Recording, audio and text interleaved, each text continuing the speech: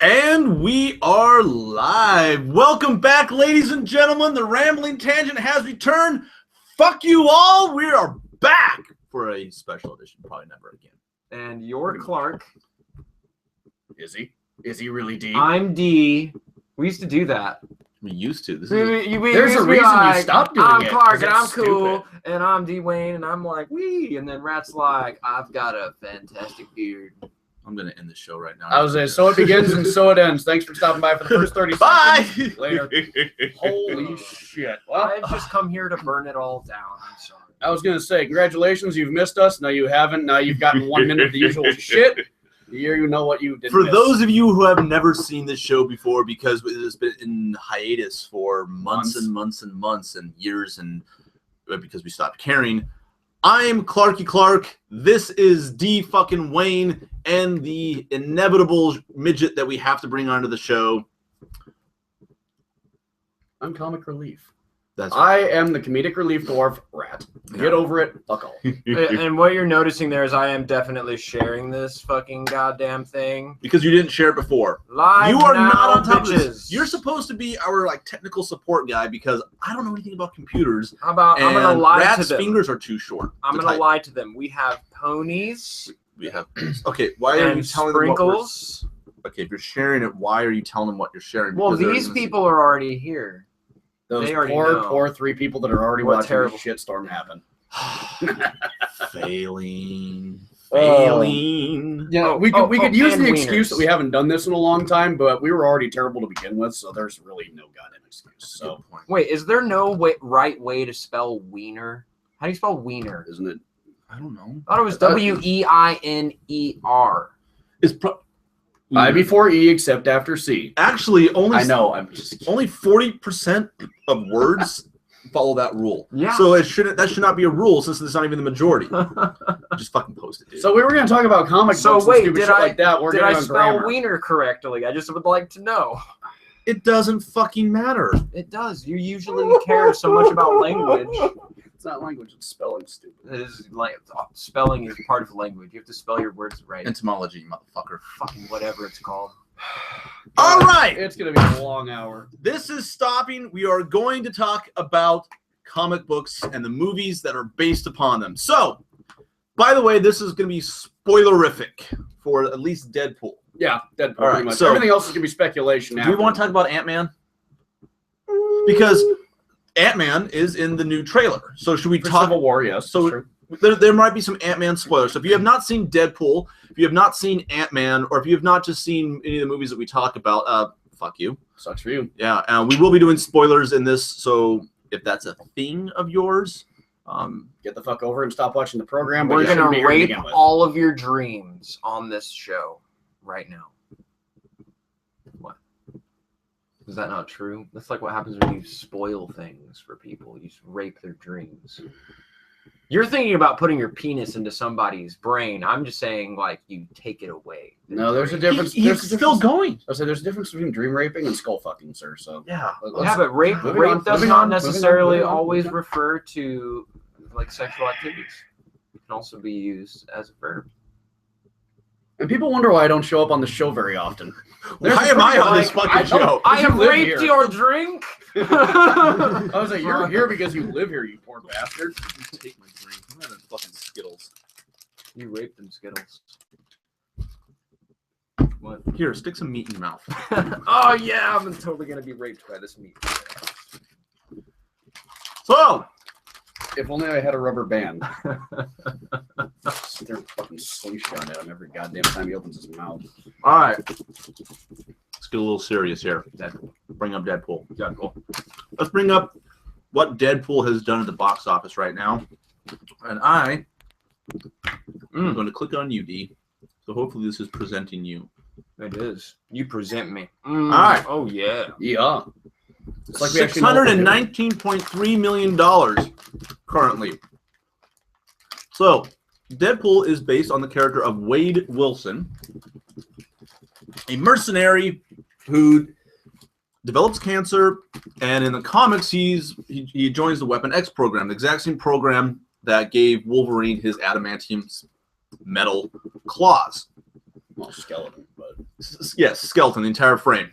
So the movie does it a little bit differently. What do you feel about? So in the movie, they don't really say Weapon X. It's just a program, and they have Ajax, who is from the comics. They don't have the Doctor Kilbrew. Mm-hmm. He was in there, but they cut him actually. Yeah. How do you feel about that take on Deadpool's origin? So it's not 50 years ago. Well, the thing is, though, you also have to look into the perspective of what they could do legally. So they had to do creatively because they couldn't mention Weapon X and stuff. Really? No, they could. No, that's right. Fox did this. Yeah, they God can. damn. This is Fox. Maybe they just didn't want to fuck with the X-Men too much then, especially with Apocalypse coming out. Who knows? Maybe they got something secret going for it.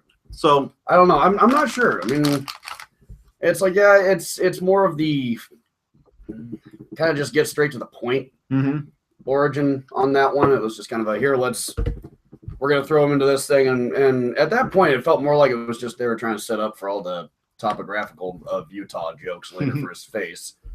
I actually really like that though. All right, so maybe we should start off. Did we like the film? Yeah, that's a good question. So, Rat, what did you feel about Deadpool? I honestly thoroughly enjoyed it. I kind of knew going into it what to expect. My buddy had introduced me to Deadpool about 3 years ago. It lived up to pretty much everything I was hoping for. Honestly, like you and I discussed at work, the only thing that I felt was a little off was it felt a little tame. But we'll get onto that in a little bit here.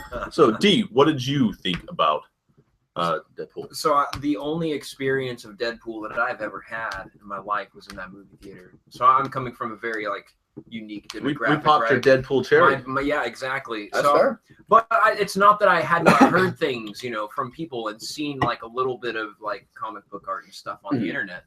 And I kind of already knew what I was getting myself into because of all the hype, before the thing. Right. And that's kind of how I figured out who Deadpool was. And I fucking loved it. I fucking loved it so much because of all of the things that people said that they were doing wrong, in this movie, you can't do this, you can't do that, this kind of humor is unacceptable, you can't break the fourth wall, it goes to that extreme, and I think that's so necessary, and that doesn't exist in pretty much anything else. Deadpool is a very specific thing. He's a very unique character.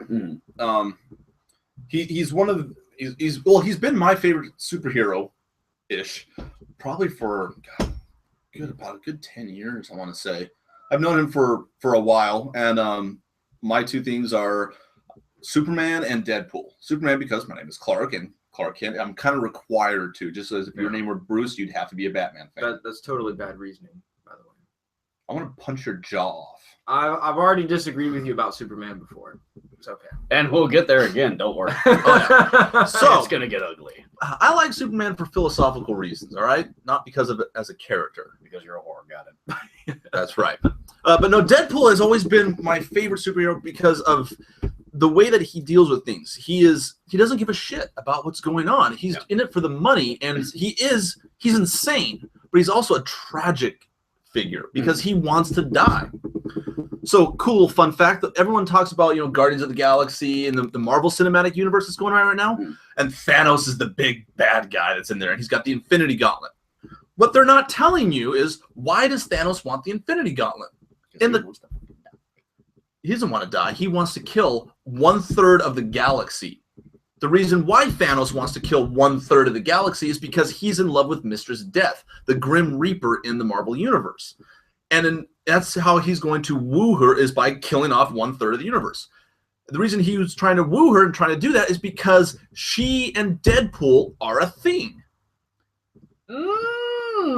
Exactly. So, unfortunately, the Marvel Cinematic Universe and the Fox Cinematic Universe are two separate entities, so they're not going to combine. So, I'm not sure what Marvel's MCU is actually going to be doing to see why does Thanos want the Infinity Gauntlet other than just power for the sake of power. All right, whatever. But from the comics, it's directly because of Deadpool.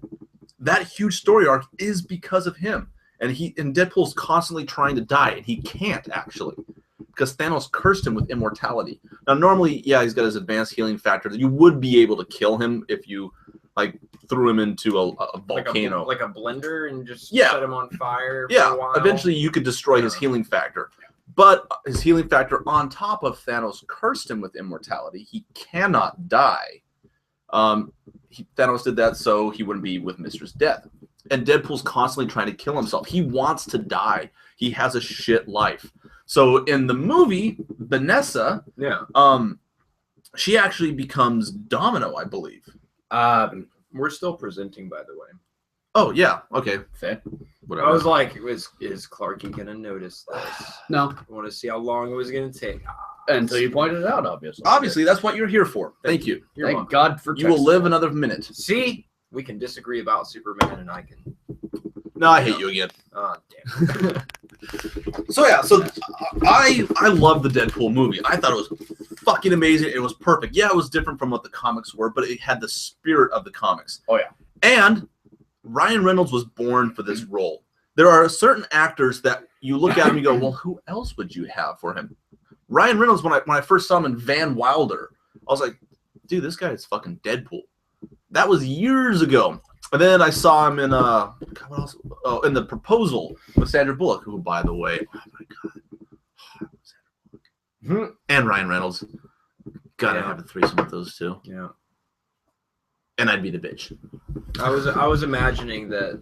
I would slob that knob so hard. I had enslaved Ryan Reynolds. I was thinking about that being real today. All right. So, anyways, moving on for your fantasies, John. So I've always said Ryan Reynolds, the way his jokes, he's always been kind of the same character. Oh, it was in a Blade Trinity. He was in Blade 3.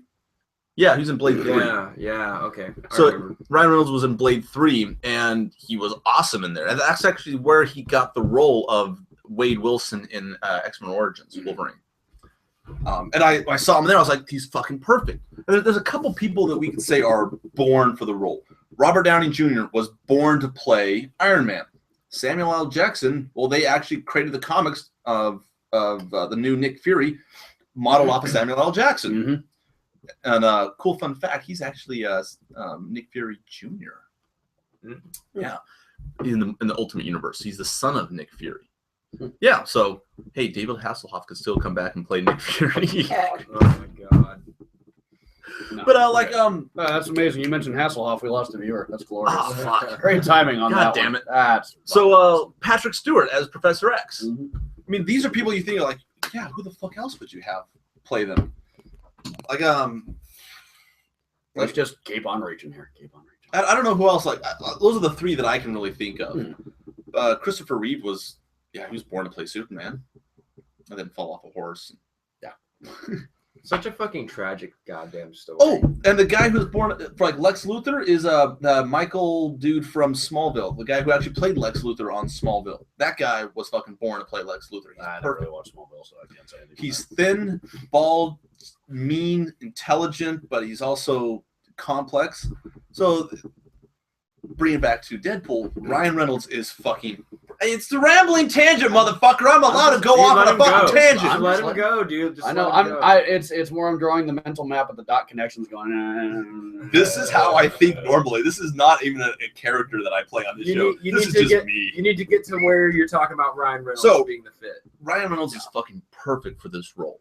His humor naturally is fucking Deadpool. He's Wade Wilson. He's hiding a boner. He's like so enamored by this guy, Ryan. So it's the fact that also it's the fact that he is just a huge Deadpool fan, mm-hmm. and even himself with the whole origins thing, where he's like, "This is not Deadpool that I know, and I am just beyond furious that you even did this to me." Mm-hmm. Where it was like, no, and I think there was like some interview. One of those magical things on the internet. You don't know if the text is bullshit or if it was actually legit interview stuff.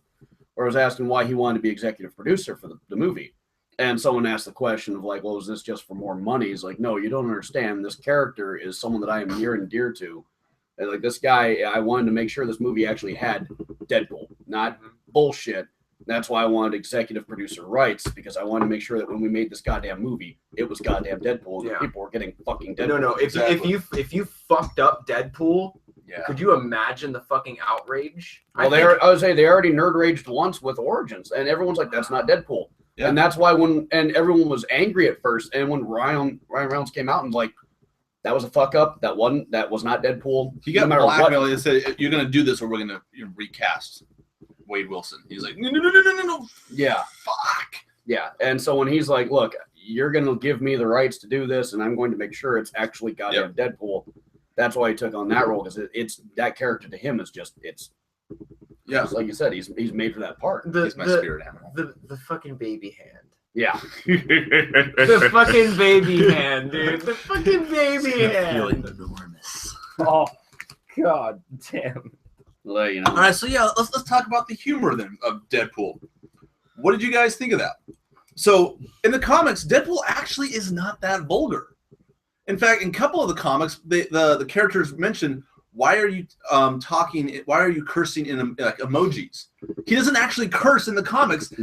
He's saying $, skulls, daggers. Yeah. And they're like, what are you trying to say? Are you trying to swear? Because like Wolverine is like, shit, damn, hell. And Wolverine is swearing, and Deadpool is like heart stabbing, breaking. And you're like, Deadpool doesn't actually swear in the comics. I think that brings out like the eccentric brand of humor that is Deadpool, though. Like it's such a far out there kind of humor that something like that, would be great. It's that one / I can see them pulling this bullshit on the DVD release, where I know there was that petition for a PG-13 variant, to where they literally have a version of that movie with the censor bleeps.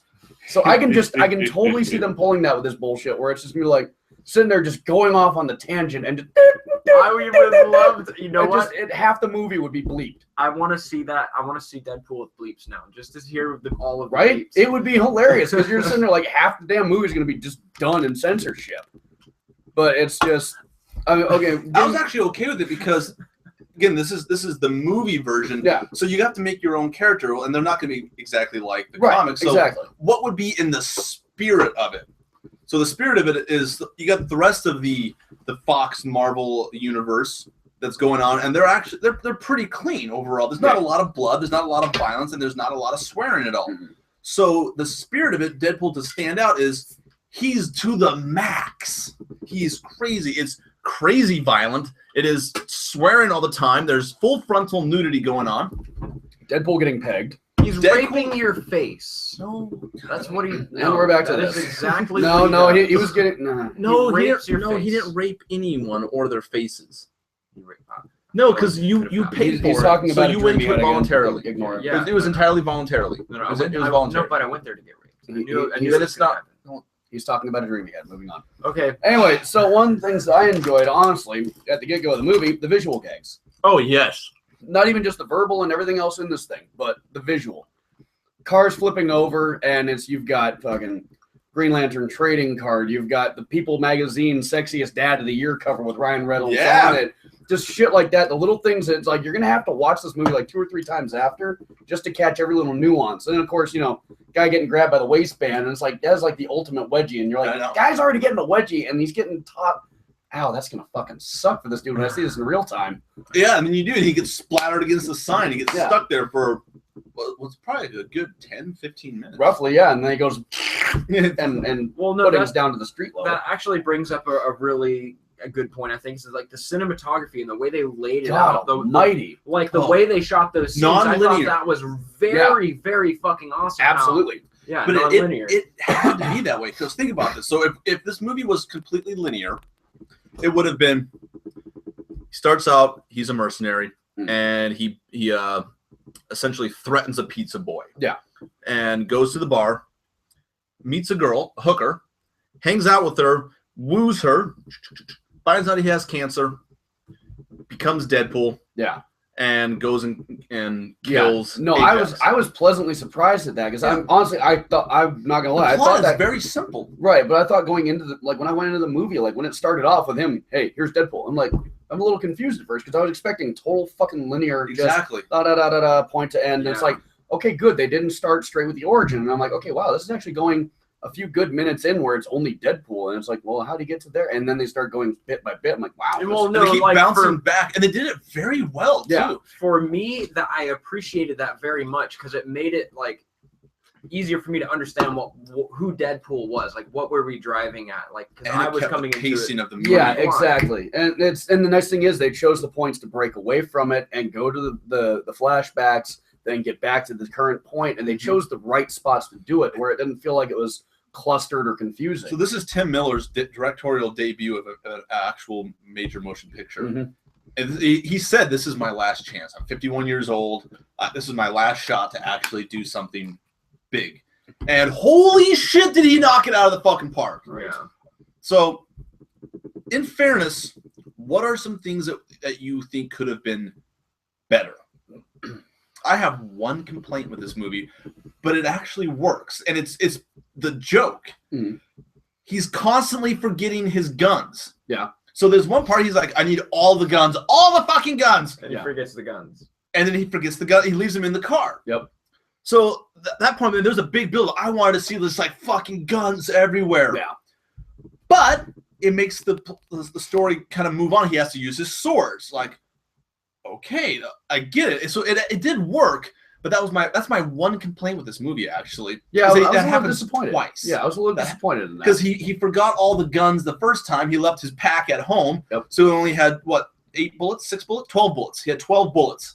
There may be something to that. Isn't that kind of like a money shot? Maybe we just got jerked off really good in the movie theater, and Deadpool 2 is going to have like, hey, this time I actually didn't forget my fucking firearms. I hope so. If they did that, that would be awesome, because that could be a joke referring to the first one. Yeah. Because it seemed that if I look back on it, it goes, okay, well, then those scenes were kind of extraneous. As a writer, I would have probably cut all of that out. Yeah. And just said him going, fuck it, all I need is my swords.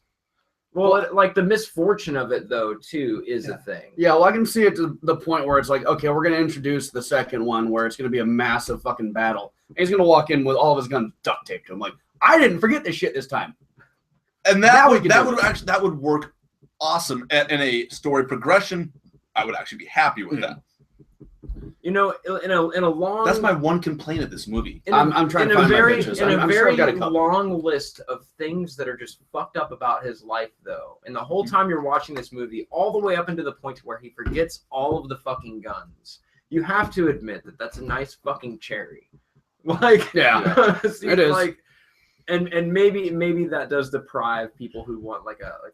All right, who's bitching at us about what now? No, Crystal on Facebook says maximum effort. You know, we have a chat that you can post on YouTube, so we can see what you're saying if you want to comment back and forth to us, and talk to us. Yes, you do. Yes, you do. Oh, sorry. What? Don't jerk me off. I'll get to it. I'm already on the brink of orgasming right now talking about Deadpool. Do you want to help? It's really I'm good. That's on you. It's honestly not that big, dude. Yeah. So, all right. Not that big. We're talking. And it bends. It really bends to the left. You kind of have to go like this. Have you ever seen that video? That video on YouTube, slow jerk. No. Oh my god. Obviously, neither of us go to that. It's fucking hilarious because you know the whole gag, like, fuck you, like, fucking come on you, like, whatever, like people tell you to jerk off, and it's like a really quick gesture. You just let it fucking go. Yeah. One guy keeps doing it wrong. He's just like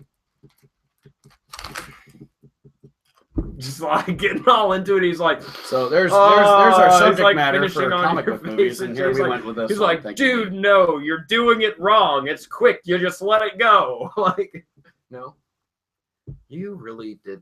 If you would have seen the video, you might laugh. It was a funny video.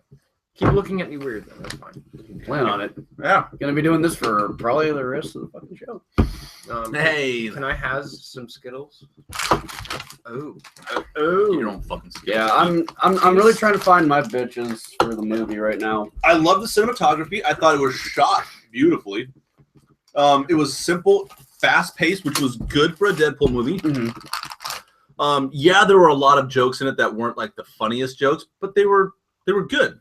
I was gonna say, for what it was, I mean, some of it did feel, a couple of them here and there did feel a little bit forced. Yeah. Like, I get the point of how bad his face looked after the incident. Honestly, though, it didn't look that bad. And people have pointed out, like, so Deadpool in the comics, it looks like he's a member of The Walking Dead. Yeah, no, Deadpool in the comics is just, that face is wrecked.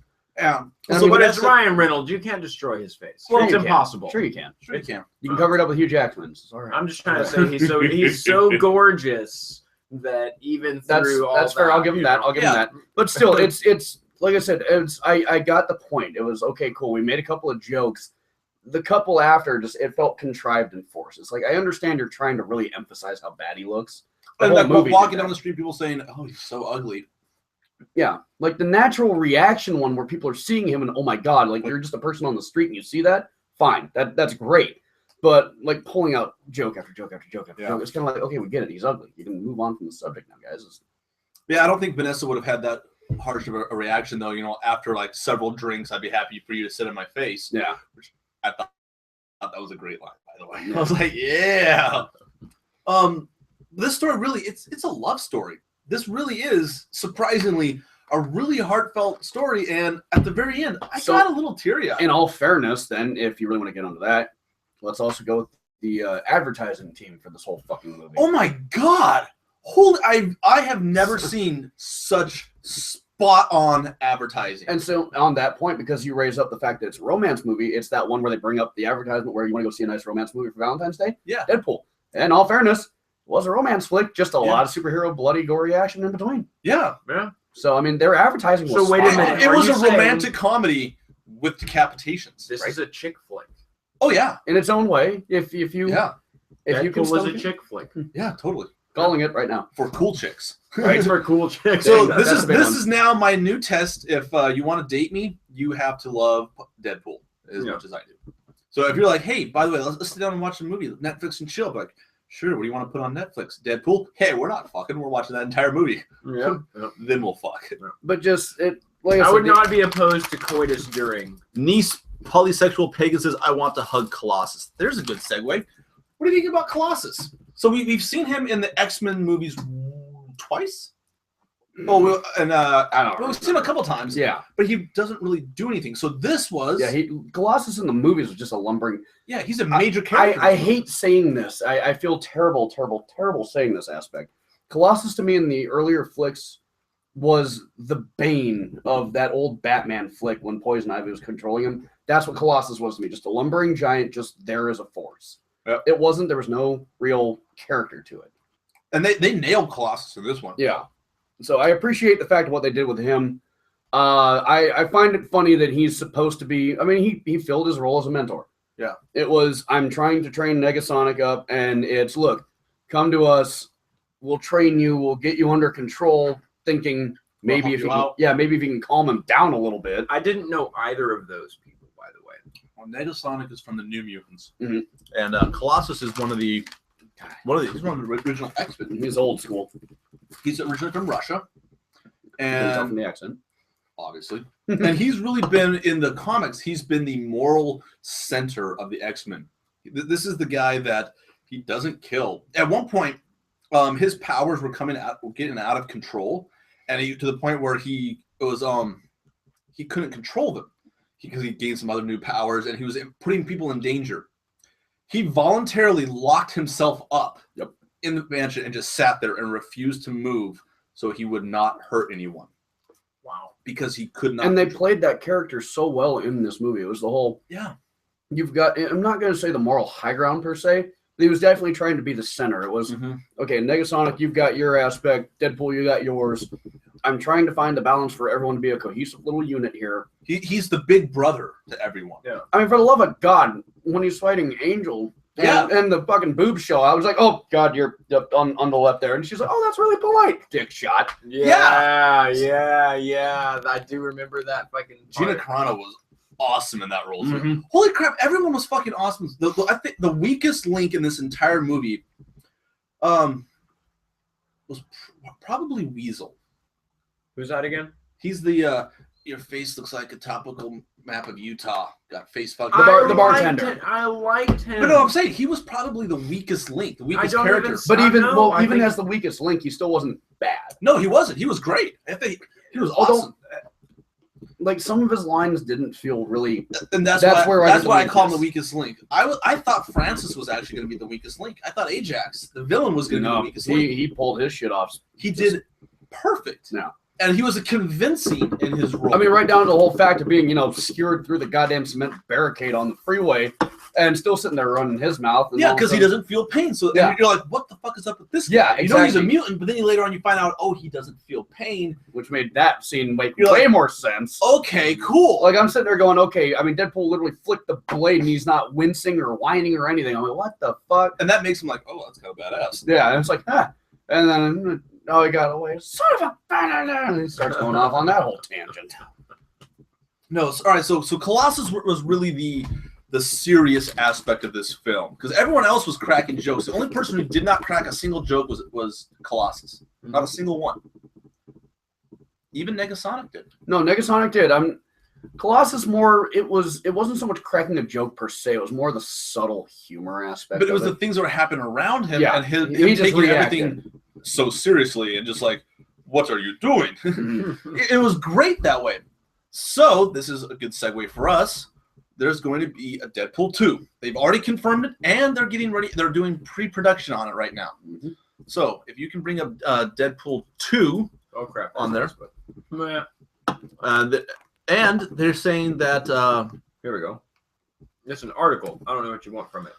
So here comes one of your magical fucking spoiler alerts, you jerk-offs. yeah, If you haven't stuck around for the end credits or haven't seen the movie, they drop in at the end credits afterwards. They're looking to grab Cable for the next flick. And they had a list of possible people that have been floating around on the internet for a while.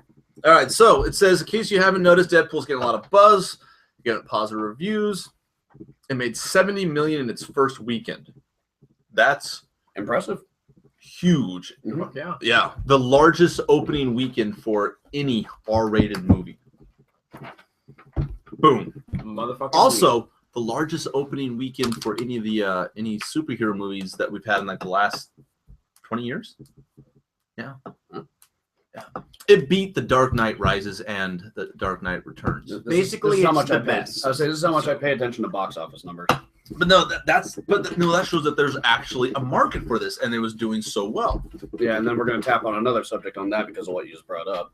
Anyway, moving on though, we're going to go on to the Deadpool tool thing before we start. Oh, hey, Shit, fuck. Nobody's Angel says D is really cute. No. Super cute is exactly what she says on Facebook. You shut your dolphin, lady. Krez was magic. Oh, that's so hard. I'm just tasting the rainbow over here. It won't Oh, let me so comment cute. on your channel. Why won't it let you comment? If you're on your phone, it might be fucking up that way. So my phone is. It's because you're trying to type with a dolphin on one hand. It's not working. I am going to be a dick about this. Do I care? No. All right. Well, hey, Anyway, if you want to comment, you can comment on Facebook. And talk about how much of an ass I am. I don't. Yes, and Krez is magic. That's part of the people I grew up in the '80s. All right. So there's going to be Cable is coming to Deadpool 2. Yes, They yes. laughed about it. They made a joke about it in the end credits. Yes. And this is amazing because those of us who know Deadpool and love Deadpool, Cable and Deadpool are one of the oldest buddy cops ever, or buddy movies, flicks, characters. There we go. Attaboy, Characters. Third time the fucking charm. So is this like Riggs and Murtaugh kind of relationship? I'm thinking more along the lines of Sam and Max. If anyone got that reference, God bless you. If not, obviously I'm a gamer. Jesus Christ. But no, so anyway, one of the things that's been floating around on the net has been this magical list of potential actors to play Cable. Yes. So D's If got you that could bring pulled up somewhere. the list of potential Cable. Yeah, let's go look at those. Let's list of every superhero. Man, No. I got this. We've got multiple tabs and we don't know what we're All right. doing. So here we go. All right. So the first one they have is John Hamm. I don't know whatever else he's been in, but the guy looks like he could be fucking Cable. So, all right, so those of you guys who don't know, Cable is the son of Jean Grey and Cyclops, the guys who shoot laser beams out. Scott Summers, thank you. You're welcome. I was blanking his fucking name. Of course, I realized the name of the faggot in the group, but anyway. Oh, Yeah. No So, wonder I remember D all the time. Cable he's from the future, and he's a time traveler. And in the future, Apocalypse takes over the Earth in a potentially alternate timeline. And he has a thing where he can infect you with known as a technovirus, where he infects you with it, and your body slowly turns into technology. I'm amazed D didn't. I'm amazed D didn't just die for that one. Oh, he probably would have been. I know. I'm not surprised. Holy. We go from comic books to gay porn in 2 seconds flat. So, Anyway, Cable is huge in the Deadpool comics, and it's very important that they get him as right as they got Deadpool and Colossus. because there's gonna be hell if they don't. Exactly, because there's a big Cable following that this guy he's very important. as Yeah, well. and for what it is, I mean, obviously with the fan base that's out there, people have wanted to see Cable in a flick. I mean, it's let's make this goddamn happen. Well, who's going to be Cable? So Well, right we now, have the list. right now, this is 30 of them. We're not going to go through all 30. We're just going to do the top 10 because they're actually going to talk about. I don't know anything that John Hamm has been in. What has he been in? The guy looks fucking familiar. I Hell have if no I know, idea. dude. I have All no right. idea who. This he is how much we care about John Hamm. All right, move on to the next guy. Yeah, Fuck it, not worth it. And why is Click he, on the next guy. I want to ask a question. Why is he number 1 though? It's because he's gray-haired. Now, Is this not a priority? No, list? it's not. It's not Just priority click. list, buddy. I just wanted to know. This is my personal choice. Stephen Lang. He's the bad guy from Avatar. He was also in Terra Nova, the TV show that only went for 1 season and was canceled prematurely. I'm pissed off about that. Grumble, grumble, grumble, anger. I really like Stephen Lang. This is my number 1 pick. And he's also been saying he wants to play Cable. Well, hell, he actually sent out a tweet when they announced Cable and all that. Lang immediately was like already doing pre-workout bullshit, bulking up and like, what do you think, guys? Cable? And just like getting the fan base riled up. That's the big one. It's like, let's get this going. There's going to be a battle for this one. You can tell. There's going to be fans are going to want one guy, fans are going to want another guy. It's going to get, oh, look, Mad Men. That's what, I think that's what Mad Men, yes! Thank you. Okay. Appreciate that. Hey, Crystal says she loves Terra Nova. Oh, Good on you. Oh, That's like saying you don't like Firefly. I don't like Firefly either. Oh! I just wanted to piss him off. I love Firefly. Shun the unbeliever. Obviously, I love Firefly. So what's worse, the fact that he doesn't like him, or the fact that I don't know who the fuck you're talking about? You don't know shit about Dick, motherfucker. Shit about. I was like, he Shit knows about plenty fuck. about Dick. No, he doesn't. He's That's the worst gay guy ever. That's Talk fair. about dicks. Anyway, so yeah. Anyway, like we were saying, Lang basically is already stirring the pot for this, wanting to get the role himself because he sent out that tweet, also doing pre-bulk. Guy looks like he can pull Cable off really goddamn well, and he's got the attitude. And That's he's the got big the one. acting chops. He as well. does. He really does. Lang could be an ideal cast for Cable on that one. I would like to see that one personally, but don't get me wrong, there's a couple other on the list. My second choice is on this list as well, so let's go to the next guy. Okay. Ray Stevenson. This is the guy who played Punisher in the Punisher Warzone. I actually don't want him. I think he's got the bulk, the size, and possibly even the look about him. I don't like his acting. Can I ask why there's a baby on this guy? That's him. What? So on this one, that baby is actually him in the present when he came out from the future, and he's protecting himself. What baby the died. fuck is going on? Welcome to the world of comic books. He's a time traveler. So he's the baby though. Yes. Good fucking lord! What the hell? If the baby dies, he dies. I don't know. So He doesn't exist anymore. Interesting. So he's protecting the baby. my thing with Stevenson, his acting is not great.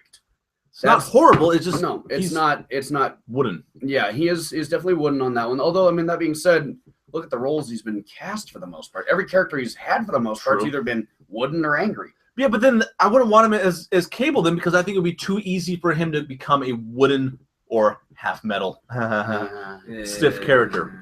And I want someone that can emote Yeah, like Stephen Lang can. Yeah. Or my other choice, move on, possibly. Ron fucking Perlman. Ooh, yeah, you know, I really did like him in Sons of Anarchy. His character that he played in that show, fucking hell, I didn't know who he was until I saw that. And he's actually the right age for Cable. 'Cause He is. Cable's in his 50s or 60s, and Ron Perlman is 65 right now. And then you want to get kind of the goofy but still serious aspect of it. He could be serious, but then also he could kind of stop and go, yeah, but I no, mean- seriously, I'm going to fucking kill you. Yeah, but I mean, you got to look at pull out some of the roles he's done with Hellboy, doing Hellboy that was stuff. The Kaiju Parts Dealer in Pacific Rim. Yes. Same thing. He could be that guy where it's still serious. Yeah. Like when he sits there, pulls out the butterfly knife, instantly shows up the guy's nostril, like, I don't want to fucking deal with you, kind of deal. And pulls it back and just makes some kind of snap-ass joke. Yeah. Get him the hell out of here. I could see him pulling off Cable. Yeah. I mean, I do think it's going to be a battle between Perlman and Lang at the end of this thing. I really do. And I think that's a worthy battle. It will be. All right, move on. So Sean Bean. I love Sean Bean. This would not be a good role for him. No, what has he been in? I can't see Bean doing it. What? Sean Bean? That's Not- Lord of the Rings, he was Boromir. he was Game Boromir? of Thrones, he was Ned Stark. I never seen GoldenEye, he was 006. Okay, GoldenEye was in the 90s, right? When was that? How long ago was GoldenEye? It doesn't matter. I don't fucking. Sean Bean does He's not. Sean fucking Bean. The only thing. Equilibrium. Equilibrium. Not everyone I likes actually movies the love way that you do, movie. Clark. I love that movie, Equilibrium. Let's move He's- on. He's the guy who's reading John Keats and gets shot by Christian Bale's character. That is a fucking outstanding movie. Let's move on. Moving on the list. See, he's freaking out because I can't quite. Sean Bean recall is Sean one of my Bean. top 5 favorite actors. Sean fucking Bean. I'm sorry that I'm not like way up here on the Sean Moving on with Bean the list. scale. All right, go on. He's Moving on with not the a good list. Come choice. on, attaboy. Fuck you, Sean Moving Bean. on with the list. Hey. Kurt Russell. Eh, I actually like this one. I don't think he's a bad choice. Actually, he's not my number one. He'd probably be my 3 or 4. But so he did amazing in The Hateful Eight. He does funny. Have you ever seen Oh, Lucas Higgins says John Bean sucks. You motherfucker! I will find you and kill you slowly with fire. He'll never be able to find you. Here's the shit pot, and I'm just helping stir it. Oh, Thank you, that Lucas. hurt. You're a bad person. I don't know. Can you get me another beer from the fridge? I'm gonna need it. My wicked mingle thing. Indeed. I don't know. I don't know how to feel about Russell as a potential Cable. Honestly, I'm not. I don't think it'd be the feel best. it. I don't feel it personally. My personal opinion, I don't feel it. If they went for a more comedic Cable, a badass comedic. Here Cable, is your, I'm sorry, refreshingly hard ale, sir. yeah, it's mango. It's delicious, actually. I don't know if that's been confirmed yet on that one. Yes, actually, Has it been it confirmed? has now? been confirmed. Okay. But they're not saying who his dad is. They're saying that Kurt Russell will be playing Star-Lord's dad. That's right. So he's already going to be in the MCU, so he's probably not going to be in Fox's Marvel as well. Yeah. He could, but probably not. Yeah, more than likely not. So- What else we got on this magical thing? Gerard Butler. No. No, just no. No. Just- absolutely we're not. just gonna- No. Henry Rollins. I have no idea who this guy is. See, now it's Wait my a minute, turn. wait a minute. I know those eyes. You've masturbated him. Possibly. Has he done porn? He's probably done lots of porn. I am going to smack the shit out of you. Who the fuck is this guy? He's an actor. No, Oh, he's hey. a musician. Henry Aw, Rollins? niece likes the video on Twitter. Oh. Initially, Rollins was a singer for a punk band. Then he's also been, Really? Yeah. I can see it. There's probably a description. He's intense. He's powerful. He's built for it, and he's the right age. Rollins would make an amazing Cable. All right. So he's also one of the guys that does like. IMDb. I'm not going to use so much stand-up comedy per se. He does like a lot of. He looks intense. He can be a very intense person. Sons of Anarchy. He was one of the. He was in Heat. Shit, really? He was in Heat? Ooh. He was in Jackass, Bad Boys 2. Look at this. He does a lot of stuff where people don't really realize it's Henry. Like he's one of those guys that he gets little bit parts, but he plays them so well. Like he looked incredibly familiar. Like I don't know No, the name. he does a but lot of looks TV. familiar. So Nisa's saying Bad Boys 2 at the beginning. For what it is, God damn it, I can't fucking think of it. It's in Sons of Anarchy. Oh, he played the voice of Kilowog in Green Lantern, Emerald Knights video. Yeah. Okay. Sons of Anarchy. He's one of the white supremacist guys. I cannot remember what the fuck the gang was. AJ Weston. He played AJ Weston in Sons of Anarchy. Yeah, he's one of the white supremacist guys. When they're sitting in the restaurant and all that stuff, Rollins is the guy that's the more like buzzed bald dude and just really intense and angry. Just very, very angry man. I'm not I that I really know him in though. I can TNT kind of leader. Well, again, look up actually the band stuff that he does. He's Oh my God! You don't know who Henry All right, well, Rollins is? okay. What the fuck? I Clark? don't know enough about him to say either way. He's got an intense looking face. So honestly, my thing with it is again, Rollins gets more like bit parts. I can't really see him. I mean, it's hard to say on this one. I can kind of see him possibly carrying it. I don't know if it would be like most of his acting stuff that he gets is like little itty bitty chunks in here. yeah, but look Thank at you, TJ Nice. Miller. The speaking tours are the ones that really. Speaking tours and the music side for Rollins are the ones that I'm more interested in as compared to like a full blown All right, acting as so Cable. move on. All right. Yeah. Moving along. Dolph Lundgren. No. No, just no, No. and no. So You had your shot with Punisher. No. yeah, and Sorry. whatever the fuck is going on with his voice, he seems like he's drunk all the time. I don't know. It might be because of plastic surgery, or it might just because that was his whatever he was doing in Expendables. I will say he looks good though. No, he looks great. He could look the part, but actually getting the He's not. Dolph Lundgren is a great action actor. You don't need a lot of plot. You don't need a lot of acting. put a gun in his hands and let him shoot shit. Yeah, he would do the action scenes really well. I That's think. why he pulls off well in Expendables. Exactly. It's just you're a washed up action hero. There you go. Merry fucking Christmas. Yeah, he's like, all right, I'll play the washed up action hero. And yeah, I have a soft spot for actors that are no longer really working, and they've kind of like they're past their prime, and then they get a movie, and they're like, ta-da! Like Robert Downey Jr. for example. So when Robert Downey Jr. got Iron Man, I was really excited because I've always wanted to be like a director that cast in this awesome fucking movie where it was all actors who hadn't done anything in like 10 years and like putting comedians in dramatic roles and people that were like dramatic actors in action flicks just to kind of give them like a second chance at it. The Expendables happened. They want their script back, Clark. Nah. They did that though in Expendables for these guys, and I'm glad that happened for him.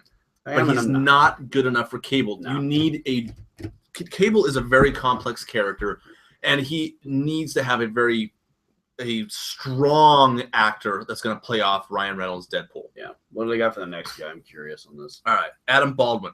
I'd actually take him. He's a little young. Yeah. But God bless Hollywood magic. exactly, you just give him grayer hair. Yeah. He was in Firefly. He was awesome as Jane in Firefly. Yes, he was. He was fucking perfect. Yes. He could do it. I think he could do it very, very well. Because his character in Firefly is kind of like a Cable-like character, where that in the mix of badass, humor, and like, holy shit, this fucking shit is going on, but oh my god, we're gonna do this and we're gonna go kill people. I could see him doing it. Like I said, he wouldn't be my first choice. Yeah. But so I'd go Stephen Lang, Ron Perlman. Who else did I say? Kurt Russell was another one.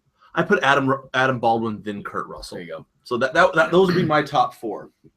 Well, for me, I'm curious if the next one shows it. If Go not, ahead. I'll go on mine. And this is strictly off of another list that I saw. He plays a lot of bad guys. He does. Well, wasn't he? Isn't he already in the MCU? Yeah. Yeah. They're saying he would have made a good Captain America 15 or 20 years ago. Yeah. Whatever. Move on. But like I said, for me, one of the ones I saw that got brought up was Kevin Nash. And for those of you who aren't familiar with Nash, he was a wrestler for many, many times in WWF, WCW, back in WWF once in a blue moon. He was also in The Punisher with Thomas Jane back in 2004. The best Punisher, and we should bring back Thomas Jane as the Punisher. By the way, on that one. If you guys haven't seen Dirty Laundry, look up Dirty Laundry on YouTube. That is an amazing Punisher short flick starring Thomas Jane and Ron Perlman. Yep. So with Kevin Nash, the reason I could see him pulling off Cable in the sense is he's got, like, let the man work out, get the build back. He's got the age for it, got the look. My only concern with him is just his body being fucking wrecked from all the years of wrestling. Hollywood magic. Yeah, well, still, even at that point in time, you don't want to CGI too much of someone doing that. No, you don't, but you could also make that a joke out of it. Like, how did you actually do that? It's almost as if you weren't a real actor. You could do that. You could, in all fairness. But like it's they made the also- joke about Colossus being entirely CGI. He's Yeah. eating cereal in his metal form. Yeah, exactly. So You could do it. anyway, we've got... So up here, actually, I've got Liev Schreiber, and this is not. I don't want him as Cable. Fuck no. But actually, Liev Schreiber is one of my favorite actors. He's in my top 10. I saw him actually with Hugh Jackman in guys. It was before Hugh Jackman did Wolverine. It was it was Meg Ryan, Hugh Jackman, Liev Schreiber, and some other guys. The time travel movie. That's when I got introduced to him, and I loved him. I forget what. It's some romantic comedy. Shut the fuck up! I will kill you both. Who are we killing? You! Oh, sorry. I was one point in the Go last back. video. So, Sorry. Liev Schreiber has talked about wanting to be in the new Wolverine movie. This is a good segue for us to go off of Deadpool, actually. So, Wolverine, there's going to be a final Wolverine movie with Hugh Jackman. Yep. I want Old Man Logan. And they've said there's the potential for the last Wolverine movie to be rated R. Yes. Which I have mixed feelings about superhero movies now all being rated R. That's one of the subjects we can get on here, but And I think this will be a good segue for that. Mhm. This one would be a good one. yes. Lee Strieber wants to come back as Sabretooth Mhm. in the Wolverine movie. Yes. I'm cool with that. I Same. actually liked his Sabretooth. I agree. His performance and was one of the good things about that movie. Mm. I think he did a very good Sabretooth. The Yes. Sabretooth from the first X-Men, Mm. yeah, all right. He was very animalistic, but he wasn't compelling enough. He was not. And But Lee granted, Strieber- this was before really people took the comic book movies seriously. It was just, we've got a big name because we know it's going to attract people, but we're not going to give it the serious consideration that we should, because there's an entire market demographic out there that would just come in their pants if you do it right, but they didn't do it right the first time. Yeah, and now they realize, oh my god, if we actually do all the comics, we'll get more money. Or at least do somewhat close enough that Yeah. they can appease the fans. Exactly. So the fans go, you were in the spirit of it. And Yes. I really like Lee Strieber's Sabretooth. Agreed. Absolutely. And as an actor, he's got the range, and Mhm. I think he does very, very well with Hugh Jackman. They actually have a pretty good friendship. Yep. And they both want to do an R-rated Wolverine with Mhm. Old Man Logan, in case you didn't know, which I know you don't know, I don't because know. you're a fucking idiot. Yeah. Actually, it's because you just don't read comics. Yeah, I don't know these things. Old Man Logan takes place in the future where most of the people are dead, but Wolverine, since he has healing factor, he's still alive. Yeah, he's older. He's probably like in his 50s, age body-wise for most people. And it's a post-apocalyptic scenario. Yep. And like the Hulk actually is the king of one of the areas in California. And Wolverine has a family at that point, and his family gets murdered by agents of the Hulk, I believe. Or was it Red Hulk? Who, spoiler, is Captain General Thunderbolt Ross. I was waiting for that one. You don't know. God, fuck, forgot. You don't know shit about Dick. It's shit about shit about fuck. It's a different thing. That'll do, pig. That'll do. So- That'll do. He wants to be in the movie, and he wants it to be rated R. I think Wolverine is a good movie to be rated R because Wolverine is vicious. He's animalistic. He takes the claws and he rips people apart. Yeah, I'm sorry, the stuff that I've seen in the past where it's, yay, I know they're being murdered, but there's no bloodshed, intestines getting yanked out of the stomach and all that. It just kind of takes away from it a little bit on that. Fun fact, Wolverine has actually cut Deadpool in half a couple times. Mhm. I has can had- totally believe that. Deadpool has had more damage done to him by heroes than villains. Yep. The Hulk pulverized him once. There's one point he actually got decapitated, put his head on a silver platter. Yeah. And was mocking people still. Yeah. It was glorious. Fuck Deadpool, yeah. Fuck yeah, not. I was about to say, fuck Deadpool, really now. No, that was. Oh, it's my favorite hero. Fuck No, Deadpool. Fuck hyphen fuck him. Deadpool. Yeah, like yeah, fucking Fuck who? him. Yeah, you want to fuck Deadpool. That was a horrible way to try and save your ass on that one. But that's what it was. All right. Yeah. Anyway, so Moving on. R-rated films. Now, there's one fear that I have with Deadpool is that everything needs to be R-rated. So one of the talks, I would say one of the talks on that one was I've heard stuff about trying to make the Batman versus Superman movie R-rated. It will be. However, it's also going to be PG-13. They have an R-rated cut for it. So Still no blood. Mm, There will But- still be no blood in it. well, we'll segue into that one here shortly. One of the ones I would like to see done, and I know I'm not the only one on this one. If they do it right, Spawn. Yes. I want a Spawn retry with the way, again, because back when it was done, people weren't taking comics in the movies seriously. Yeah. And it was now that it's there, and enough people actually know Spawn, know what it is capable of as a movie and a comic both. Yeah. Give it the hard R rating that it needs. Like, do it proper. Not necessarily for language or nudity, but for horror elements. Yeah. Because it it's- takes place in hell. Yeah, it is a movie that needs to be able to get that element out. Mhm. And I mean, McFarlane's already working the script. He's pretty much near done with the damn thing. He's really hoping someone will grab it. Like, look, there's enough of an interest, I feel, for Spawn to get redone. And rapidly. redone well. Yeah, and redone well. That's the big one. I mean, don't get me wrong. There were some good parts about that movie, and it's John Leguizamo was perfect. Jesus God Almighty, was he ever? Holy shit, that guy was born to play that fucking role. And you can still bring him back, You could, and you should. yes. He was the best part of that movie. And the sad part is, I mean, for what it is, for a movie made back then, it's not great by any stretch of the imagination. Screen share. But it was second time. It wasn't a terrible flick either. It wasn't a great movie by any stretch of the imagination on that one, but it really wasn't as bad as some people make it out to be. No, so it had a good story.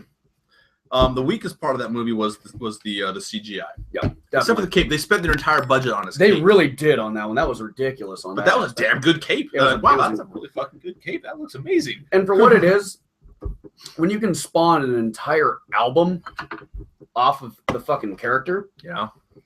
Iced Earth, The Dark Saga, an entire album based around Spawn. Yeah. When you can do that, and you take one of the most influential power metal bands in the United States, and they make an entire album based off your character, you're doing something right. Mm-hmm. So give it another shot on that one. I think Spawn needs to be redone, needs to be an R-rated movie. Who would you cast in it? Oh, fuck if I know. I'm not much on the actor aspect. I just want to see it done and done right.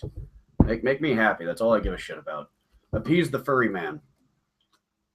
Well, after seeing Deadpool go this far, I would like to see other comic book movies go as far as they need to. You know? Agreed, but the problem is the aspect on that one is not so much whether or not they should. It's going to be everyone so far has been yammering for every comic book movie that's going to be getting made after to just shoot for the R rating. It's like when Batman Begins came out, it was dark, gritty, and scary. And they're like, oh my god, all the superheroes from DC now have to be dark, gritty, and intense and brooding. And yeah. And they're like, whoa, calm the fuck down. Which is why I actually have hopes for Suicide Squad.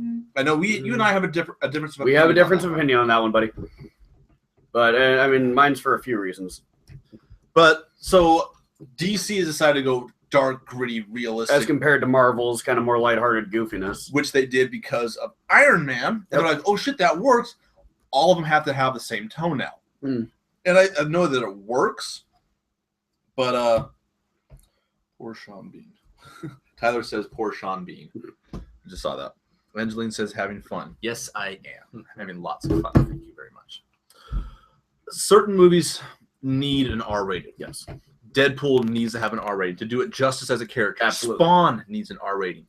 Wolverine needs an R rating. Guardians of the Galaxy does not. No. Iron Man does not. No. Civil War does not. No. Batman v Superman does not. No. These are movies that they don't need an R rating to tell the full story. And some of these movies would actually be hurt by an R rating. Yes. So if you took Guardians of the Galaxy and you made it R, that would that's the screw over. Yeah, that would actually harm it because it's that innocent fun that you want to have in these kind of movies. So you could do a couple of movies in the MCU that were R. You could actually do Captain America Civil War possibly as R because of a couple spoilers that I'm not going to give out. Yeah, for what it is, with Civil War, it definitely wouldn't be a hard R. It'd skirt the line of PG-13, barely making the arc into R. You could do only R because of the amount of deaths that would go in there. Absolutely on that one. Because, spoiler alert, if you haven't read the comics, in Civil War, everyone dies. A lot of people actually die. Lucas will get on that one in a little bit, but don't worry. I'm on your side on this one, though. We'll get into it. No, hey, let's actually bring that up. All right, let's go into that Suicide Squad is one of those Nobody's Angel says Ben Affleck is Batman, though. We'll get into that too. I love him as Batman. Ben Affleck? Yeah. We'll get onto that. We'll talk about Suicide Squad, and that'll bridge nicely into Batman. Go right the fuck ahead. I'm concerned already. You should be concerned. Your mother's concerned. Anyway, Suicide Squad as a story is about villains. They're bad guys, and they're doing all this against their will because they have explosive collars on their neck, and if they don't do what they're told, their heads will blow up. Yeah. These are bad people that are being blackmailed and forced into doing black op missions, essentially. Yes. Being heroes against their will. Yeah.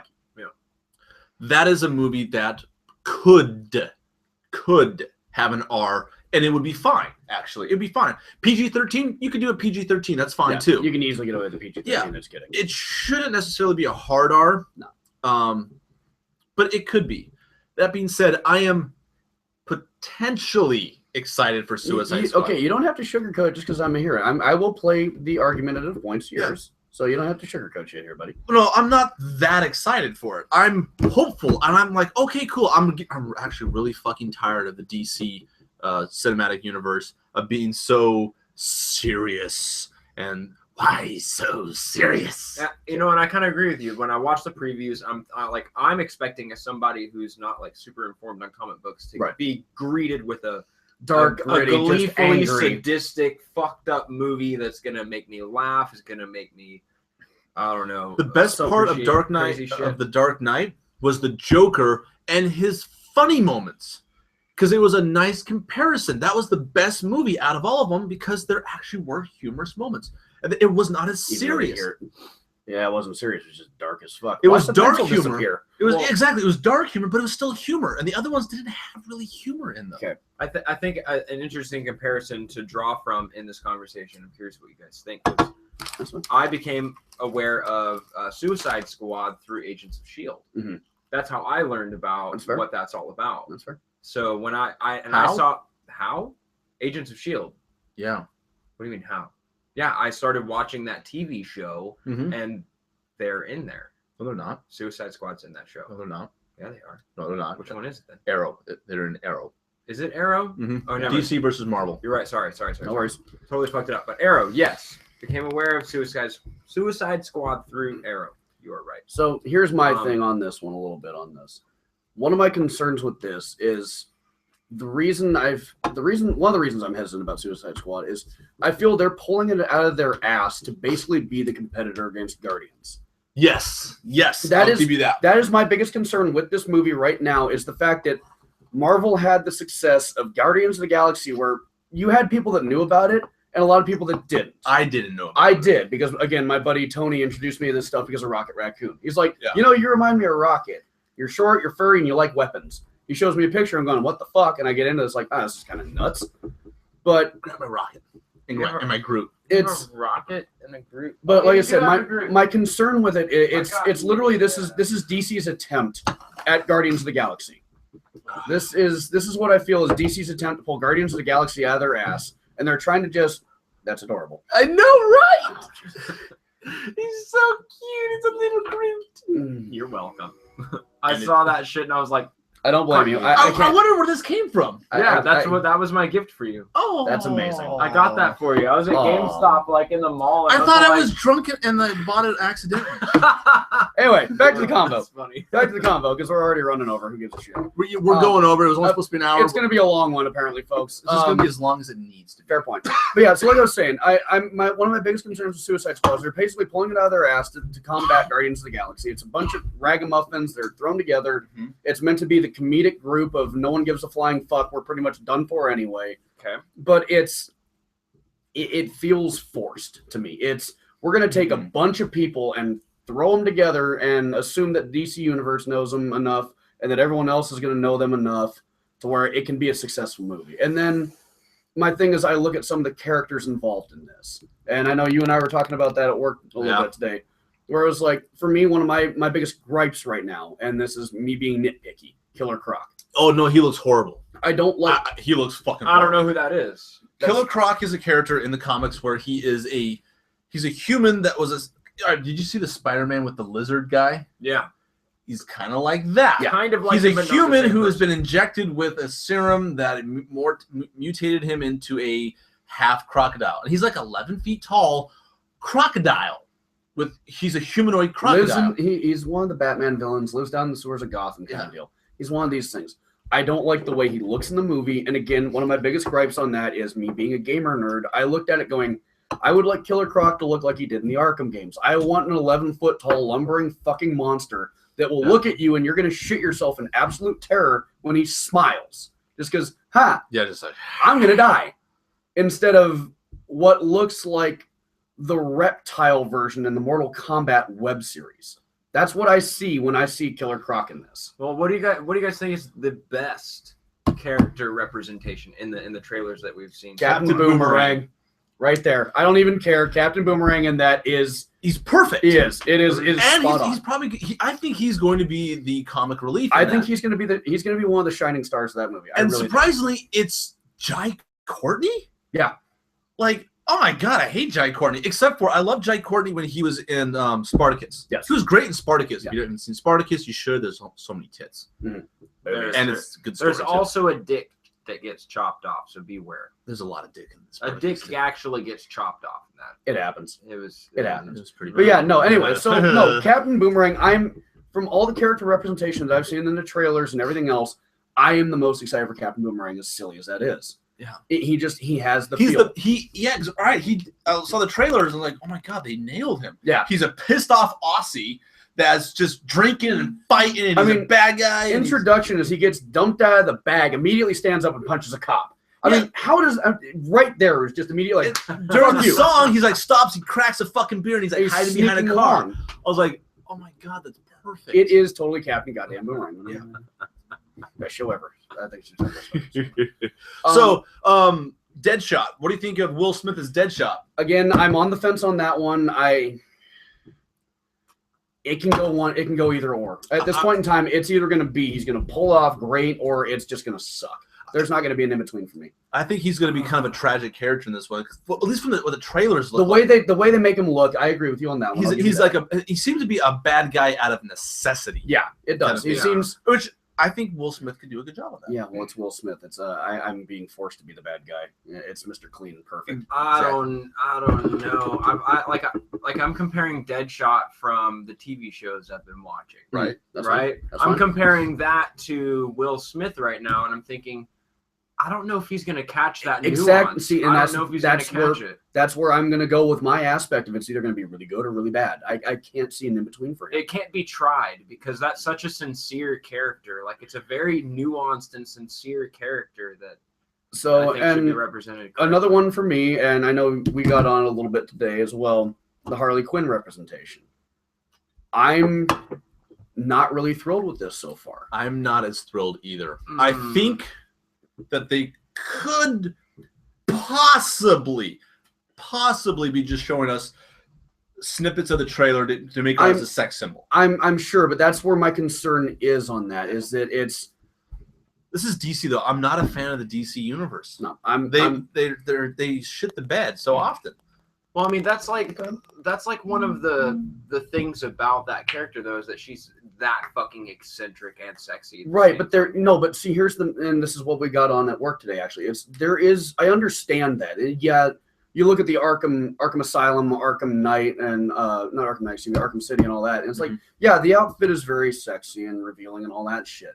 The thing is, though, is you actually get on the Harley Quinn as an actual person. Is one of the most in-depth, complex characters in any comic universe you're gonna fucking get. Oh yeah. Because it's this whole thing. Like I saw something rambled off where it was this one of the things that really opened my eyes to it. You look at Harley Quinn as a character in the comic books. She was fighting Black Canary in an alley. Black Canary is pregnant. She throws up with morning sickness. Immediately, Harley is, no, we're done fighting. She sits her down and they start talking about it. She reveals things to Black Canary that no one else knows. And she goes and visits her in the hospital with gifts for the kid. Like, I bought like a bow and arrow and shit because you can never start them on weapons too early kind of deal. Yeah. And this woman, I mean, she's abused as fuck from Joker and everything else that she's been through in her life, and she's trying to better herself.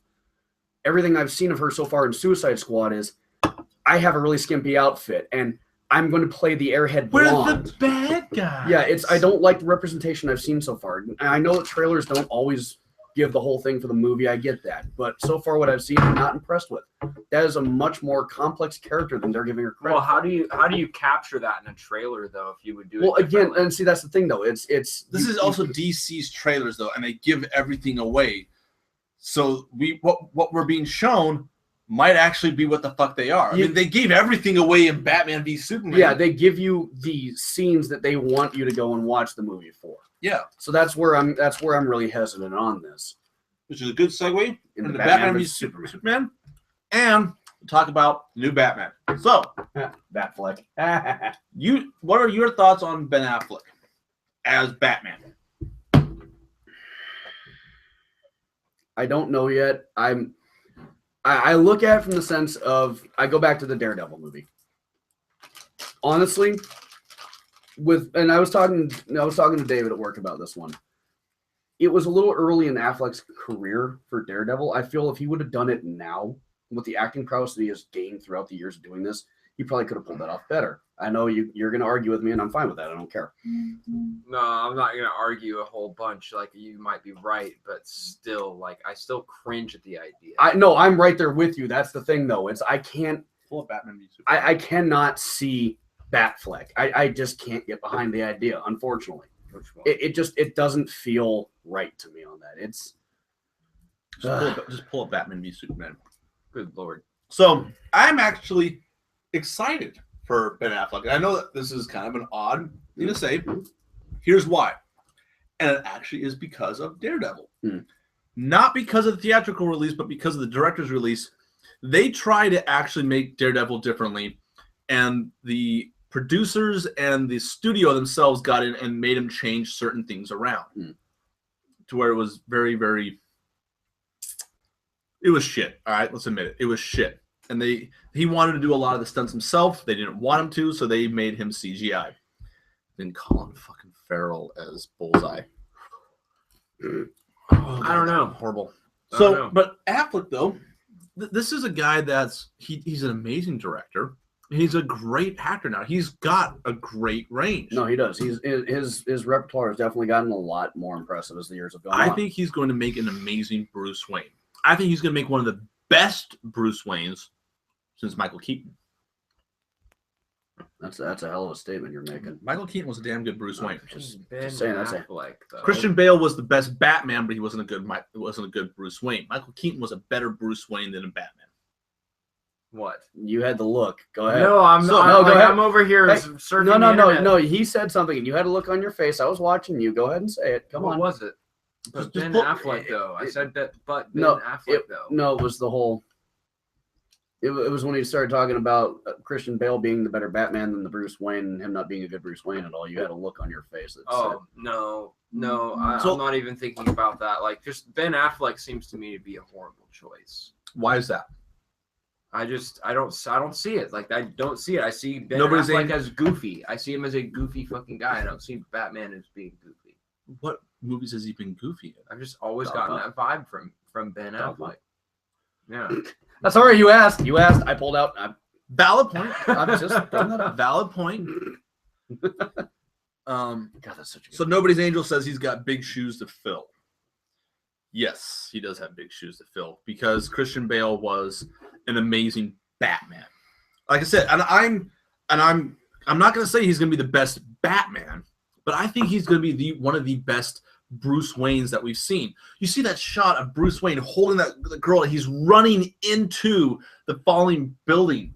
I'm gonna have to see it. I'm gonna have to see it if I'm gonna Yeah, believe it. and at see, that and point. see, that's my thing. It's like I'm not excited as him a Batman. He's got a fucking gun. Yeah, no, exactly. But this is parts of these are directorial choices and Right. studio choices. But I think of him as a character, I think he's going to pull off Bruce Wayne perfect. So my thing is, and I'm throwing this out there now, and I'm going to stir the shit pot with the fan base, what little 8 viewers it is. I am in no way, shape, or form excited or care about this movie. I'm not either. I'm not. I've seen the trailers. I haven't had the giddiness. I have not had this. I haven't had this. I need to go out and see this. I have not had that at all. None. I know. I didn't know it was out. I had no idea it was out. Apparently, we can go watch this right now. Yeah, I don't. So yeah, that's what we're looking forward to right now. We're looking forward to brooding versus brooding. I'm not excited for Batman v Superman. I'm excited to see Ben Affleck as Bruce Wayne because eventually there will be Batman solo films that are coming out with Ben Affleck. And I think that if he can at least nail Bruce Wayne, who has not been done justice since Michael Keaton. Sorry, you raised a point I wanted to get back on. All right, go ahead. No. It's got nothing to do with this one, actually. You raised that one, and I immediately thought back to Suicide Squad. Another thing, a couple other things I'm having kind of problems with the movie on that one. It's the way they're portraying the Joker in that and how dominant he is in the trailers lately. Tyler says, I agree with Thorin, not giddy for Batman v Superman. I raised my shield. Thorin God, I need an open shield. I like Thor. Thorin Oakenshield. Hobbit Thor movies. and Oaken Thorin. Shield. Thorin. Thorn. The Hobbit movies. Thorin. It's deep. Thorn and Oaken Shield. Here's a bottle. It's empty. You can hit him with it. You're welcome. Is that the fucking name of the goddamn movie? No. Thorrin. D. Thorin. Did you see D? Thorin. Did you see the Hobbit movies? Which ones? I've seen Hobbit movies before. No, the Hobbit trilogy that just came out recently. The one with Smaug the Destroyer and all that I shit. don't right? think so, no. Okay. All right. Moving on then. It's not going to matter here. But anyway, moving on back to the original subject. I apologize for that distraction. So, like I was saying, Suicide Squad trailer. Another thing that's kind of bothering me about it is the prominence of the Joker. Those are all flashbacks. I'm hoping. I've got money on those are all flashbacks. I'm hoping. It's that big thing is the Suicide Squad is not a thing with the Joker. That's what I'm concerned about. Tyler says he's most excited for Batman. He does like Ben Affleck. Again, here's my thing. I'm not excited for this movie, knowing my dumb ass at some point I'm either A, going to go out and see it, or B, I will, you're going to get slapped, D. She's going to whack you with a dolphin. That sounds so dirty. D, I slap you with my dolphin. For not Who's knowing that? Nobody's angel. For not knowing Thor and Oakenshield and all that. Why do you get things? Because it's It's also on things right Facebook because she can't can't do the comment. chat. She Yeah, can't do the chat right now. yeah. So she's Oh. commenting on Facebook. So wait, what am I being slapped there. Because with? you You don't don't know know Thor Thor and and Oakenshield. Exactly. Don't worry about it. Anyway, moving back. It's not that I wouldn't be interested if I would just have become privy to the fucking information. No worries. Like if I knew I might like it. Thanks for making me feel bad for not being on You the in should crowd. feel bad. You know what? Fucking you guys are so bigoted with All right. your not So, being okay. cognizant of shit. So, okay, another thing though, let's now that I'm on the Joker aspect of this, what do we think about his design? I hate it. Thank you. Fucking hate it. Thank you. That's not the goddamn Joker. I'm really Which disappointed. one? The new one. Pull him So up. pull the I would say Jared Leto as Jared the Leto Joker.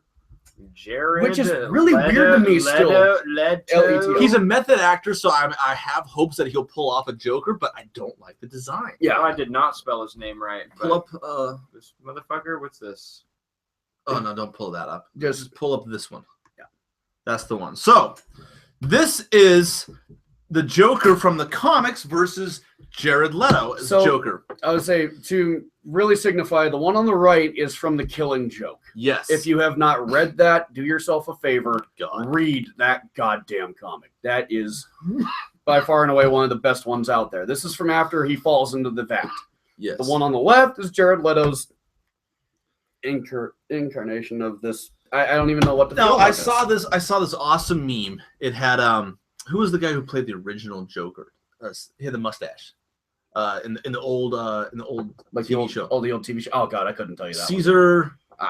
Caesar. No, it wasn't Caesar Borgia. It was it was I forget who his name Yeah, was. I was asked. But he was a very kind of haha funny jokes. He was like a clown, and so they said, "Oh, this is what the Joker is like on weed." And then it was the Jack Nicholson's. Oh, this is the Joker on cocaine. Yeah. Then it was Heath Ledger's Joker. with on meth or whatever. No, on heroin. On heroin. And then this one is the Joker on meth. Sorry, you're right. That was it.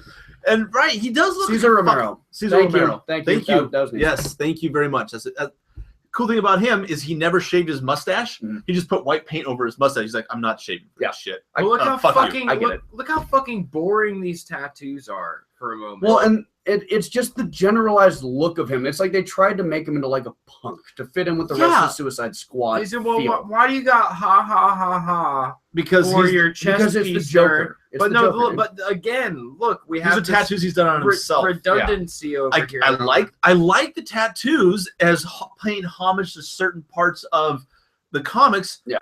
but I don't want them on him. Well, and it's like the other thing for me is the teeth. Like I've seen the teeth. I know why in- he has that. Hmm. He gets his teeth beaten out by Batman in the car when he's got a. No, Harley okay, Quinn? no, I get it. That's fair, but it's still just it's not.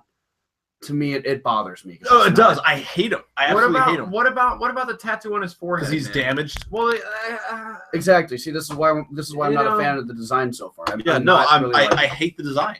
I absolutely hate it. So and it sucks bounce because out. I mean, There's a couple other what, ones. well, what about the smile? I want to talk about that for a second. What about this fucking smiley That's tattoo on the on the other arm. hand? Is that just like over the top? Nobody's angel says she has hail to go. Hydra. Sorry, Rob hydrated me, Night. so I have to hail Hydra. Good night, nobody's angel. No. Sweet dreams. Hail your mother. So click out. There's a couple other photos I want to see. There's a new photo of him that just came out from Jared Empire Leto. magazine. Okay. There it is. Oh, Down. this one? That one right there. So this is that that one, motherfucker. Fuck. So this one is the new look of the Joker from Empire magazine. So Sorry, what? Sparkles. I hate it. Oh, look at the fucking smiley face on his on belly. his stomach, and he's got Joker over his. Oh God, no! You're not Mexican. This is so tried. Stop it. It's no, I don't like it. Why is he suddenly confused about his gender identity? He's not. Like I don't know what's going on here. Not everything has to be about gender identity. I'm sorry. I'm trying to just. He's the Joker. He's supposed to be a psychopath. He's supposed to be a sociopath and just fucking crazy. But Heath Ledger did such a good job at the Joker. Him and Hi, Jack- Tyler. I don't know. I'm just. Oh, hey, look at that, Tyler! You're on here. Now you don't have to text me anymore. Thank God. I welcome you to the company of Thor and Oakenshield. Sorry, I had to. It was just there. No, like I said though, I'm really not a fan of this whole design. I'm just. It bothers the shit out of me. They're trying to make it too edgy to be the Suicide Squad, and that's where my biggest gripe with that is. I'm hoping he's gonna be such a small, minor fucking character that we literally saw all of his scenes in the trailer.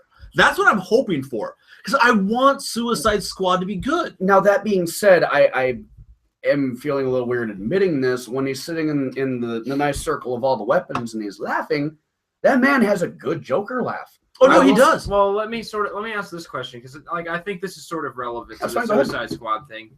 Is how do you get a character like the Joker to not overshadow everyone? True. That's fair. And that's why I am putting money that all the scenes that we've seen him in seem to be flashbacks. And I think those are the only scenes that he's actually in. They're flashbacks of Harley Quinn, of how Harley Quinn came to be. And I can see that, and that could be and they might be going after him. Yeah.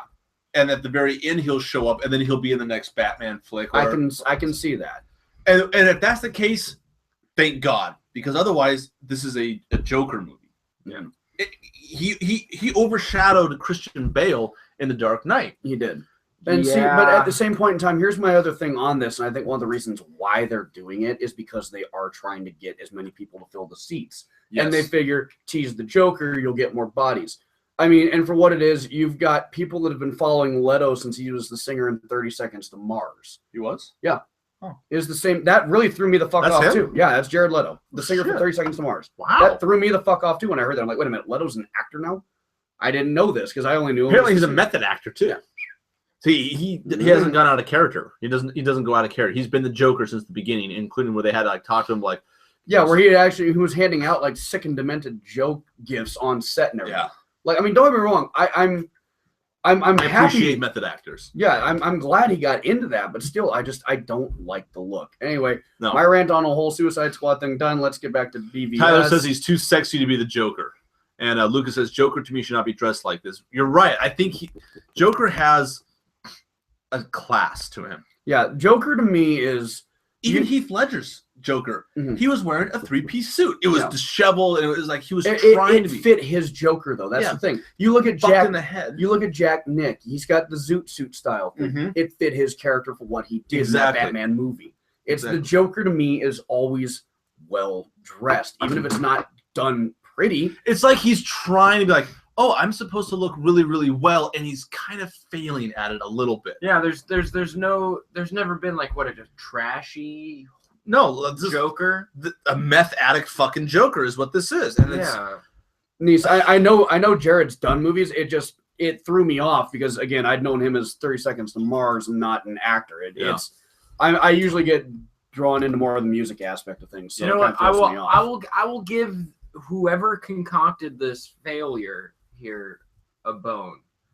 This is something we haven't seen before. True, and we shouldn't. Well, I'm not saying that we don't know. That's your prejudice to fucking opinion. No, that just looks like shit. It does because you're unhappy with that representation. You have a prejudiced opinion. You're right, but it's prejudice. Well, no, if they're like, hey, this is a character from any other movie, I've been like, oh, that looks like shit. what fuck is that? what is wrong with like reinventing things and making them into something else? I'm I don't, totally I don't, cool. I don't And think all there's of the anything... Jokers have done that. So I have to answer this one because Crystal brings it up on this, and it's how do you follow the Heath Ledger Joker anyway? So my thing on this, it's not going to be a follow if they bring him back, but it's going to be getting back into the role. And the only other one that I can see topping this is Mark Hamill as the voice actor of the Joker. Which, good segue, please go to the Killing Joke. So, for those of you... We're herpaderping, apparently. We should have the I Killing don't think Joke. we have. Anyway, Killing Joke. so one of the things that... Here's one of the things we're getting into on Oh, this I one. totally X'd something. God damn it. Hey, we no can't- idea we what it can't do right. was. All right, so the Killing Joke has been approved to be finally made. It's been, what, 15 years? 15 years roughly being in the making. Yes. If you are not familiar with the Killing Joke, it's been out long enough. No offense if you guys haven't read it. It sucks to be you. It's basically following the story of the Joker and how he came to be in its own respect on someone's little view of it. It was following him as a failed comedian and everything else that happened to him to where finally he has just that one bad day that finally makes him just fucking snap. All hell breaks loose. And he tries to go and prove to the rest of the world in Gotham and everything else that anyone can have that one bad day that makes them snap. Fast forward to him going after Commissioner Gordon. Yep. Where he goes, even the most uncorruptible person in all of Gotham can be corrupted. With one bad day. So he goes after Gordon and just beats the ever-living hell out of this man, does unspeakable things to him. On top of that, then locks him up in a cage and forces him to watch as he tortures, rapes, humiliates, and ultimately shoots his daughter, Barbara. In front of him. In front of him, at this point in time, is Batgirl. The shot paralyzes her, and she becomes Oracle to help out Batman. But still, it's just this entire story arc, this entire comic is one of the most well-regarded pieces of any comic universe ever. Like, I mean, you talk to anyone that knows the Killing Joke, it is in like the top 3. Oh, it's won numerous awards because it's not just violent and depraved for the sake of depravity. It's told in such a way to go into the psychological motivations behind all of the characters and what it brings what this. It brings this level of just. It shows everyone's resolve into everything. What the Joker's willing to do to make people lose it. How strong the people of Gotham are when they get behind the leadership of like Gordon and Barbara and all that. It's just we delve into the human nature in such a way. But finally, it has been allowed to be made into an animated movie. And they've got permission to go R on it. Which is going to be huge because that's really the only way. So wait, it's going to be animated? Yes. It's animated. And that excites me. And that being said... I'll let you announce for the voice actors. So they've got Kevin back. If you guys didn't watch the 90s animated series, Batman, they've got the original voice actors, both for Batman and the Joker, back. Kevin Conroy. And Mark Hamill as the Joker, which if you haven't seen the animated series, that man to me is... That's the Joker. It's the Joker. It is the Joker. I can't even do it. It's so No, good.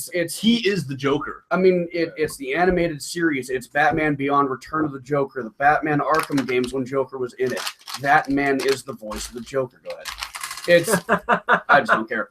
That man is just the voice. You hear that voice, you hear that cackle he has, and it's instant. I get chills every time I hear the Joker's laugh. It's just that is the Joker to me. To have him coming back for the Killing Joke, and he said he was not going to come back and do Joker again unless it was the Killing Joke. After the Arkham games, he was done. And he kind of said that like, yeah, I'm done. We're never going to get the Killing Joke. But if we did, I'd come back for that because it's so important to him. And they're like, oh, hey, you can have the Killing Joke. Done. Oh, fuck yeah. All right, where do I sign? Yeah. Because that's going to be the thing. That's going to be the legacy. It's that last bit. That's in pre-production right now. Where they're getting the script ready. They're starting to write the script. And they're getting people in. And they've already got, like I said, Kevin Conroy signed on and Mark Hamill. Yeah, I am excited as all hell for that. It is going to be a fantastic movie. I mean... Because the way I look at it, they've got to do one of two things. Either they do it and they do it goddamn right, or they have pissed off every goddamn nerd that knows this comic. And that is a lot of people pissed off. And that's a lot of people you don't want to piss off, especially with the reputations that the voice actors have for 20 plus years being those voices. To have that be your final project and to fuck it up, I don't see that happening. It's going to be you do it right or you don't do it at all. And that's the only way I can see that going down. What Marvel has learned now, I hope Fox is finally learning, and I don't think the DC CU has learned at all, is that you'll actually make more money if you give fan service. If you play to the fans, you'll get more money. Deadpool at least proved that. Iron Man, Guardians of the Galaxy. So I'm hoping that the Marvel movies in the future will play more to the characters. In fact, we've got quite a few movies that are coming up. If you can pull that up, D, please. Oh, fuck me, too. I would say if you didn't kill off the entire window. No, you did. Did you? Nope. That's Facebook. I don't want to see your Facebook. I don't give a shit about your Facebook. So, superhero movies. Click on that. All right, so we're going to go to this. Make it smaller so we can see it over here. All right, so in 2016, coming up, we have Batman v Superman on the 25th. We got Captain America Civil War, X-Men Apocalypse, and then Suicide Squad. I'm excited for Captain America Civil War. That's the one movie out of all of these that I'm excited for. Well, you've also got Doctor Strange and Sinister Six. Oh, yeah. At the end of the year. Sinister Six? Sinister Six? They're making Sinister Six? Is that the Spider-Man solo movie? You just witnessed a Nerdgasm live. Congratulations. Are they actually doing the Sinister Six? What's it say right there, mister? Oh my god, that is a gas. Second Nerdgasm. He came 3 times. 3. Oh. Anyway. Oh, I'm so happy. Oh, and that's the Sony one. So Marvel and Sony have made a deal together that they're going to do Spider-Man together, and that Marvel's going to help them out because they fucked Spider-Man up so many fucking times ever since Spider-Man 3. And then the new Spider-Man, Ultimate Spider-Mans, Amazing Spider-Mans. I'm glad I'm not alone. I fan squealed at the Civil War trailer today. I'm not even oh my god, yes. So let's talk about that a little bit then. All right. You finally get to see Spider-Man, and we see Ant-Man in action as well. And immediately everyone is angry at Spider-Man. I'm not actually. No, I'm just saying, everyone on the internet, there's been a lot of real backlash for the Spider-Man look. Well, yeah, and I'm pretty sure I know why. Because they just threw him in. They're like, fuck, we've got to show Spider-Man. Everyone knew it was coming one way or the other. But they're not done yet with this character because they're still building the CGI, essentially. Like the last minute. It's like, just throw an old one in there. Yeah. And yeah, he doesn't look as good. So a lot of people are angry just because they're... hope it's not his final character. And so here's the thing on this. It's amazing is one of the biggest comments I've seen with this entire thing so far is the suit looks too CGI'd, which immediately my first reaction is, hi, let's look at, Thor, Iron Man, Vision. Hi, everyone else is fucking suit CGI. Ultron? Get the fuck over it, people. Everyone is CGI in these movies because they're all flying. If they're flying around, they're CGI. My thing with it is I appreciate it because it heralds back to the classic look. The only thing I don't like about him is his symbol in the front. And again, it's that whole thing of, like you said, we're still working on this shit. Get the hell over it. People. Yeah. One of the other gripes that I've seen for a lot of people, the eyes. They're looking at that going, it's the Spider-Man animated series where the eyes move and everything else. Yeah. You turn up your volume at the end of that trailer, and when those eyes narrow, you hear a mechanism moving. Which makes sense because if he is working with Tony Stark as possibly an intern, since he's like a 15, 16-year-old boy, in the comics, Tony Stark gives him a Spider-Man suit. They actually made him, the Iron Spider? The Iron Spider, yeah. Yeah, they gave him Iron Spider armor. At that point in time, it would make sense, especially with him siding with Tony. Tony would give him like, "Hey, let's." They've given him technology. Yeah, exactly. So you listen at the end of that trailer and you turn your volume up. You can hear a mechanism of focusing behind the eyes. So it makes sense the way they shrink down. He's focusing in on something, which makes it nice because you actually get a little bit of emoting, like you did with Deadpool's eyes, which were not thing. They were just. It was just there because it's Deadpool, for God's sake. Exactly. Whatever the fuck we want. And people were like, well, yeah, you've got to have his eyes. Well, why are they like that? Fuck you, they're like that. Yeah, it's Deadpool. You're not going to question anything. Are you going to question anything else in the movie? He breaks the fourth wall. He does a 16 walls. Yeah. I'm sorry, the man's jerking off to a unicorn. You're going to question why his eyes move? No. Yes! Anyway. But yeah, no, that's one of my biggest things on that. No, actually, it shows him siding with Iron Stark. Man. Yeah, It shows him siding with Stark. He takes Captain America's shield and goes, "Hi, everyone." Oh, and they're not organic web shooters. They are the machines. You see them on his wrist. They're the capsules. I personally am a fan of the organic web shooters. I like that. That made more sense to me. He's got all these other spider powers. Why wouldn't he shoot webs? I'm an organic web shooter fan because in the other movies from the comics as well, yeah, they're shooters. So that's what you call them nowadays. I like the idea that he's like the intelligent type that would create that ability for himself. I kind of like that narrative a little bit better. Other than you can be smart enough, but if you don't have the resources, how the fuck are you going to do that? But Oscorp. But that's what they got in the Amazing Spider-Man. That also goes to his weaknesses, though, too. How many times has he actually run out of fucking capsules? Right, I honestly do like that because then it adds that sense of, oh, fuck me sideways. There's a building, but shit. But then you see he's actually got web shooters pouches on his belt, which I was like, cool. You're thinking about it. They're on the right track. Yeah. You're doing good. The only thing that I'm honestly okay with the suit. I'm perfectly okay. He's got the band things going on. Give him a little bit more texture. Yep. And that'll be good. And then change the fucking symbol. Hey, you leave under Ruse alone, all right? Make it bigger. I want to make it bigger. Big fucking symbol. Clark always likes it bigger. Just bigger.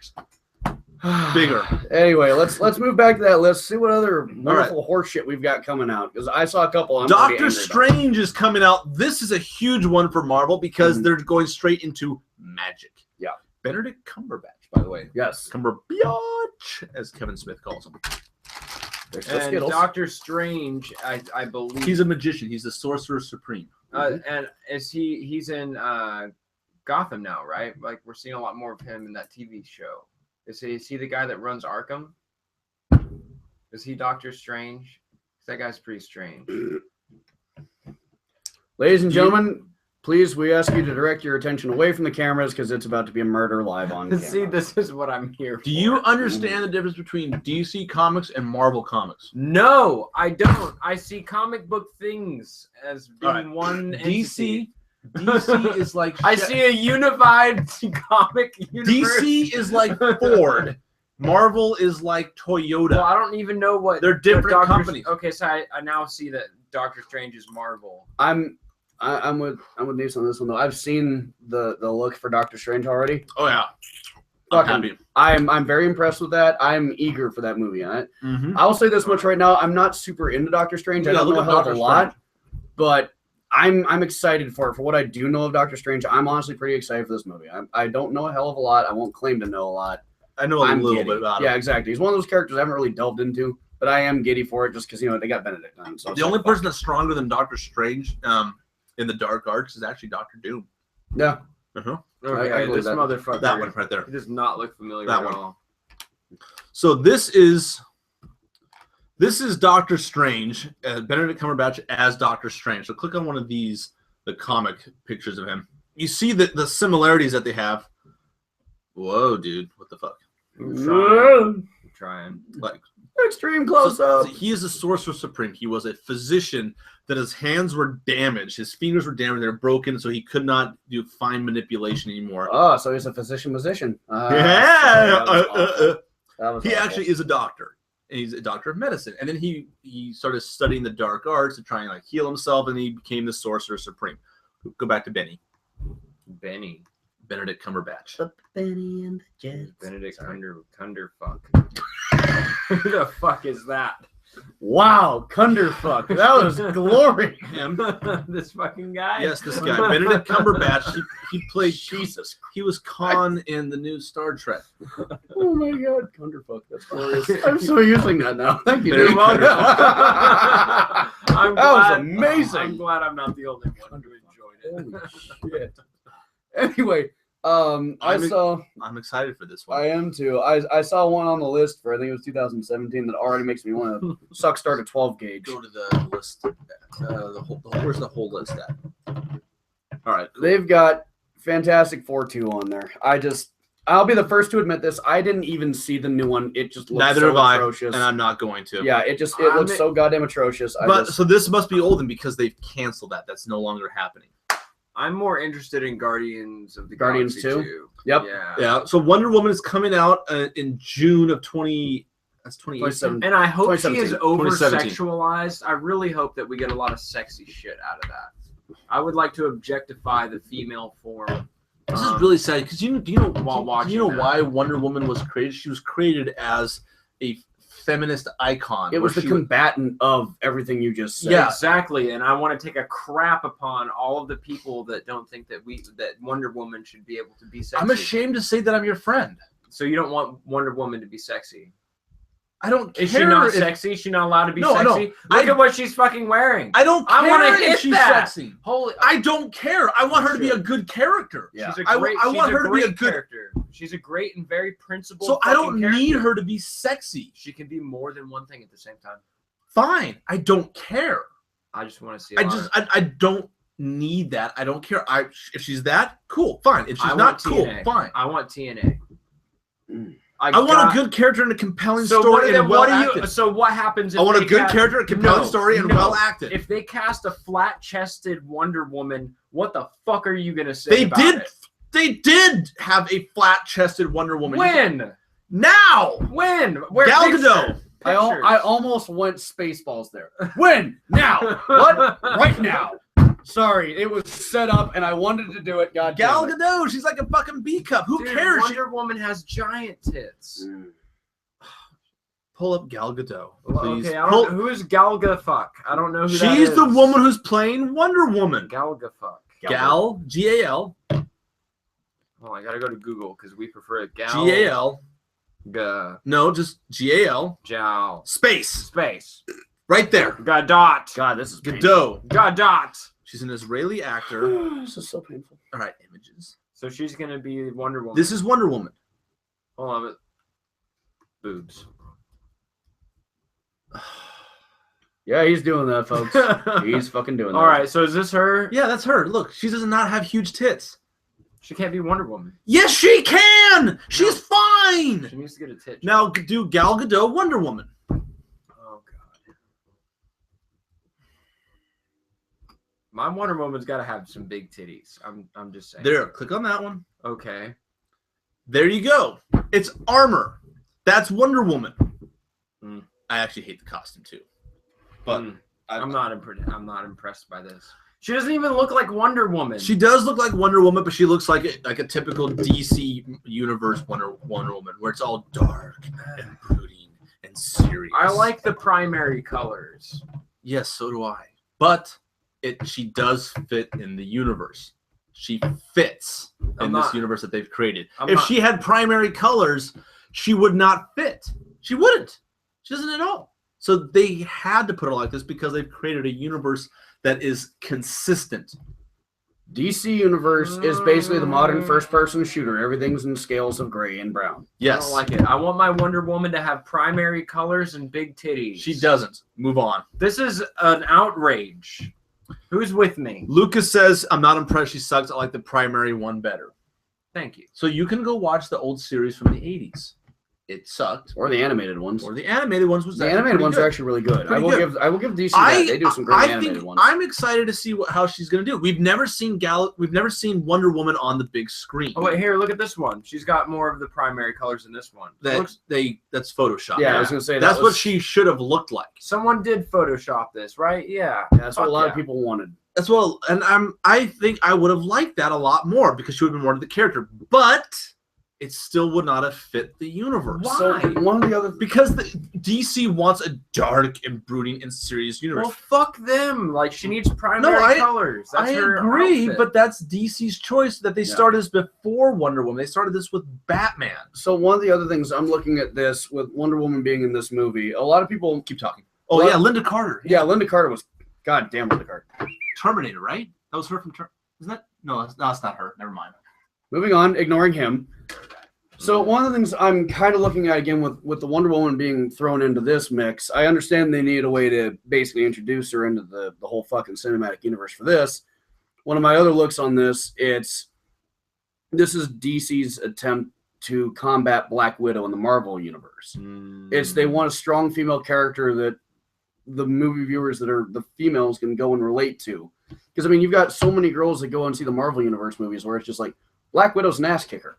Yeah. Black Widow's just out there just destroying the fuck out of people, and I mean, she's not being the sissy little I need help from people. It's no, she's going out there and just fucking wrecking people. Good. And which I is think a good thing.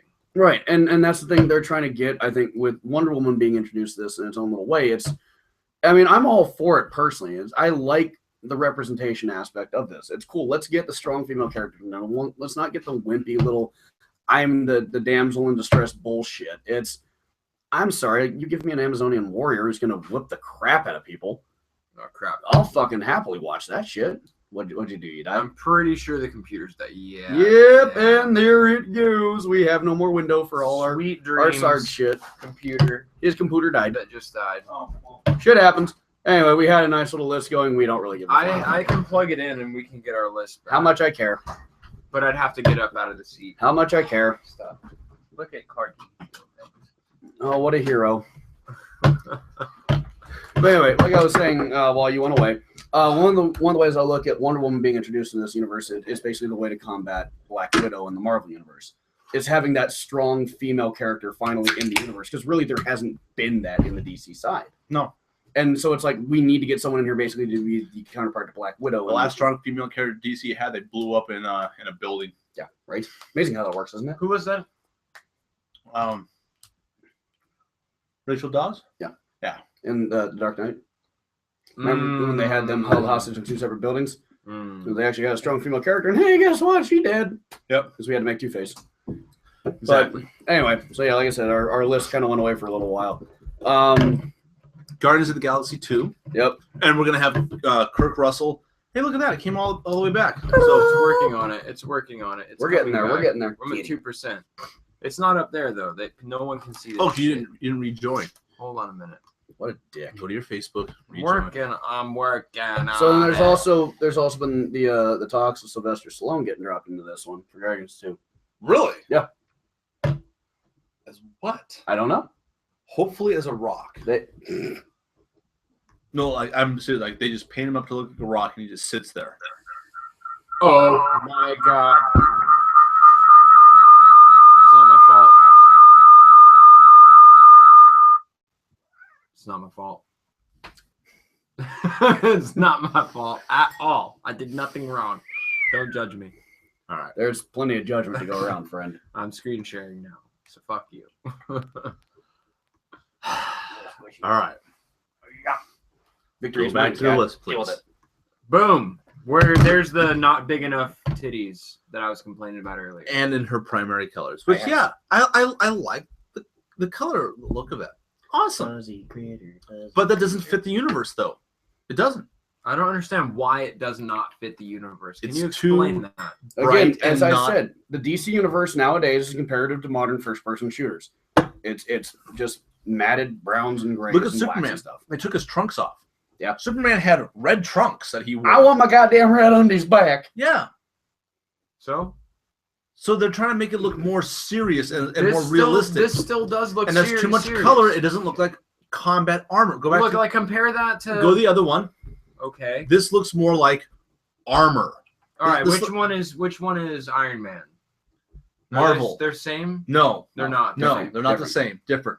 Iron Man is Marvel. They're all about looking at the characters like the comics. Yeah, because I was gonna say Iron Man is shiny like that other So one we you have saw. you have a couple of companies. So you have DC Universe, which is mostly through Warner Brothers, I believe. I think so. Yeah, it's usually Warner Brothers. But you've got the DC Universe, and then you've got Fox, which owns a lot of Marvels. Mhm. So they own X-Men, they own Deadpool, they own what else? Punisher? I think, No, I, might own the think, Punisher. I think so. So then you've got Fox. and Then you actually have Marvel, which is owned by Disney. what? Right. Who's got the Fantastic Four? Is that Fox or Sony? That is Fox. Okay. That is Fox. No, Hmm. no. I can't remember. This is how much I care about Fantastic Four. I don't know who the fuck owns them. I think it might be Fox. I have a cat. I don't care. I'm content. So you've got these different companies, and they all have their own themes. So the Marvel Cinematic Universe, which is owned by Disney, who also owns Star Wars, by the way, Mhm. they're the ones that are like, hey, let's make the characters look like the comics. Let's give them their bright primary colors. Let's give them their traditional outfits. Let's make them like our fucking comics were. Yeah. DC does not do that. DC is trying to be as gritty and realistic as possible. So they're taking the much more serious tones. Yeah, to it. they take themselves very seriously. Marvel does not take themselves seriously. They're like, hey, let's have a fucking purple dude. Like, can we have a purple dude? Well, I want don't a purple know. dude. Like, I want a blue one. I Kind get- of green chick. I get what you're saying. Yeah. I get it. That's why she looks like this, because it's more gritty and more realistic. I know, but I still don't see why the other one is not a suitable version. Because it doesn't fit the tone of the universe that they have set up. That's what he's getting at, dude. I don't understand how that violates the tone. Imagine this. Do you see how my house is painted? This house is painted. Sure. It's like, so the walls are white, and there's cream colored curtains, there's cream colored trim, and it would be suddenly all of a sudden if I was like, hey, you know what? That curtain right there is going to be bright pink. Just that one. Just that one curtain is going to be bright fucking pink. I don't see that being a problem. Like, how do primary colors? Because it doesn't match. Okay, then. he's obviously he's not going to get this. No, I don't think I am, because I think I disagree just in general about the difference of quality here. I think that totally can be. We're not going to get the subject resolved if he's not going to listen to reason. Well, no, I don't think you can force me to agree with I'm not saying you should agree with that. I get what you're saying. I agree that they should have been more like the comics, but they've set a certain tone and look. And I get that, but I don't think that violates it. I think that would they be okay. think it does. Yeah, they think it does, and I think that it probably could. I think that it does enough that it's too similar to the comic. It's not gritty and realistic enough. It's too bright and shiny and new. This looks more like, a gritty, realistic armor, like what you would think of a Wonder Woman would look like. She looks more like Xena Warrior Princess. Exactly, and that's what they're going for, because they're more like a warrior. And yeah, it's more like this. By the way, leathered armor. She's Diana, the Warrior Princess. Yep. I understand that. I understand the similarities, but no, she looks more like Xena. She should look like Wonder Woman. That's my gripe. Yes, but she isn't Wonder Woman from the comics. She's Wonder Woman from the DC universe. Monotonous, isn't it? Go look up Aquaman. Their difference of Aquaman. Look up Aquaman. All right, Aquaman. Yeah, look up. So, click on Aquaman. Which one? I don't fucking care any of them. All right. Look at that. He's got green tights and gold scale and gloves and a trident. Now look up Aquaman, Batman v Superman. Yeah, the Jason Momoa one. And I love Jason Momoa.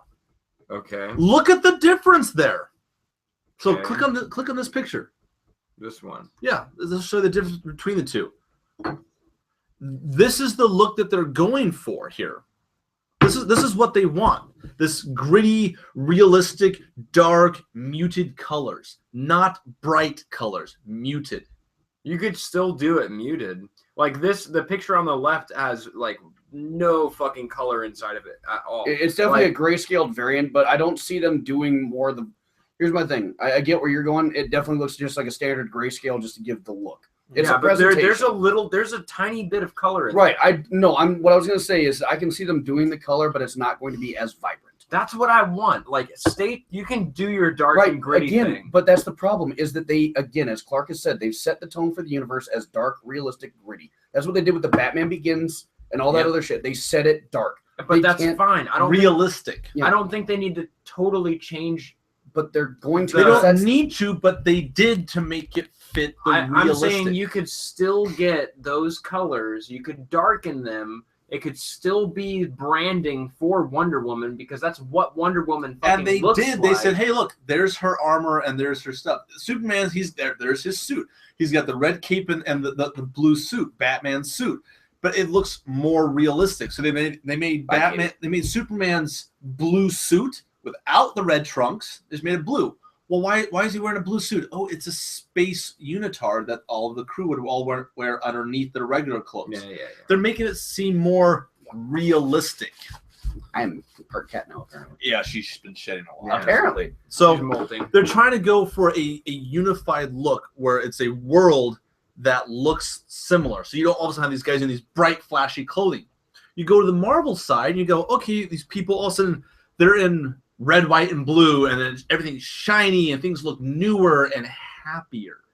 They're not going for a happy tone. Plus, I on top get of that. I get that, They're- and I appreciate. They're that. going for a serious tone, and color plays a lot in. I think you tone. can still do that because just like this No, you image right can, here, but in this it image, won't. in this image on the left, Mhm. they have reduced the fucking Like I said, they pretty much saturation of the grayscaled it. color. The saturation of the color has been reduced substantially. Absolutely. Like this, the original version of this picture would have had way more vibrant Look colors at those than what nipples. we're looking at. Yeah.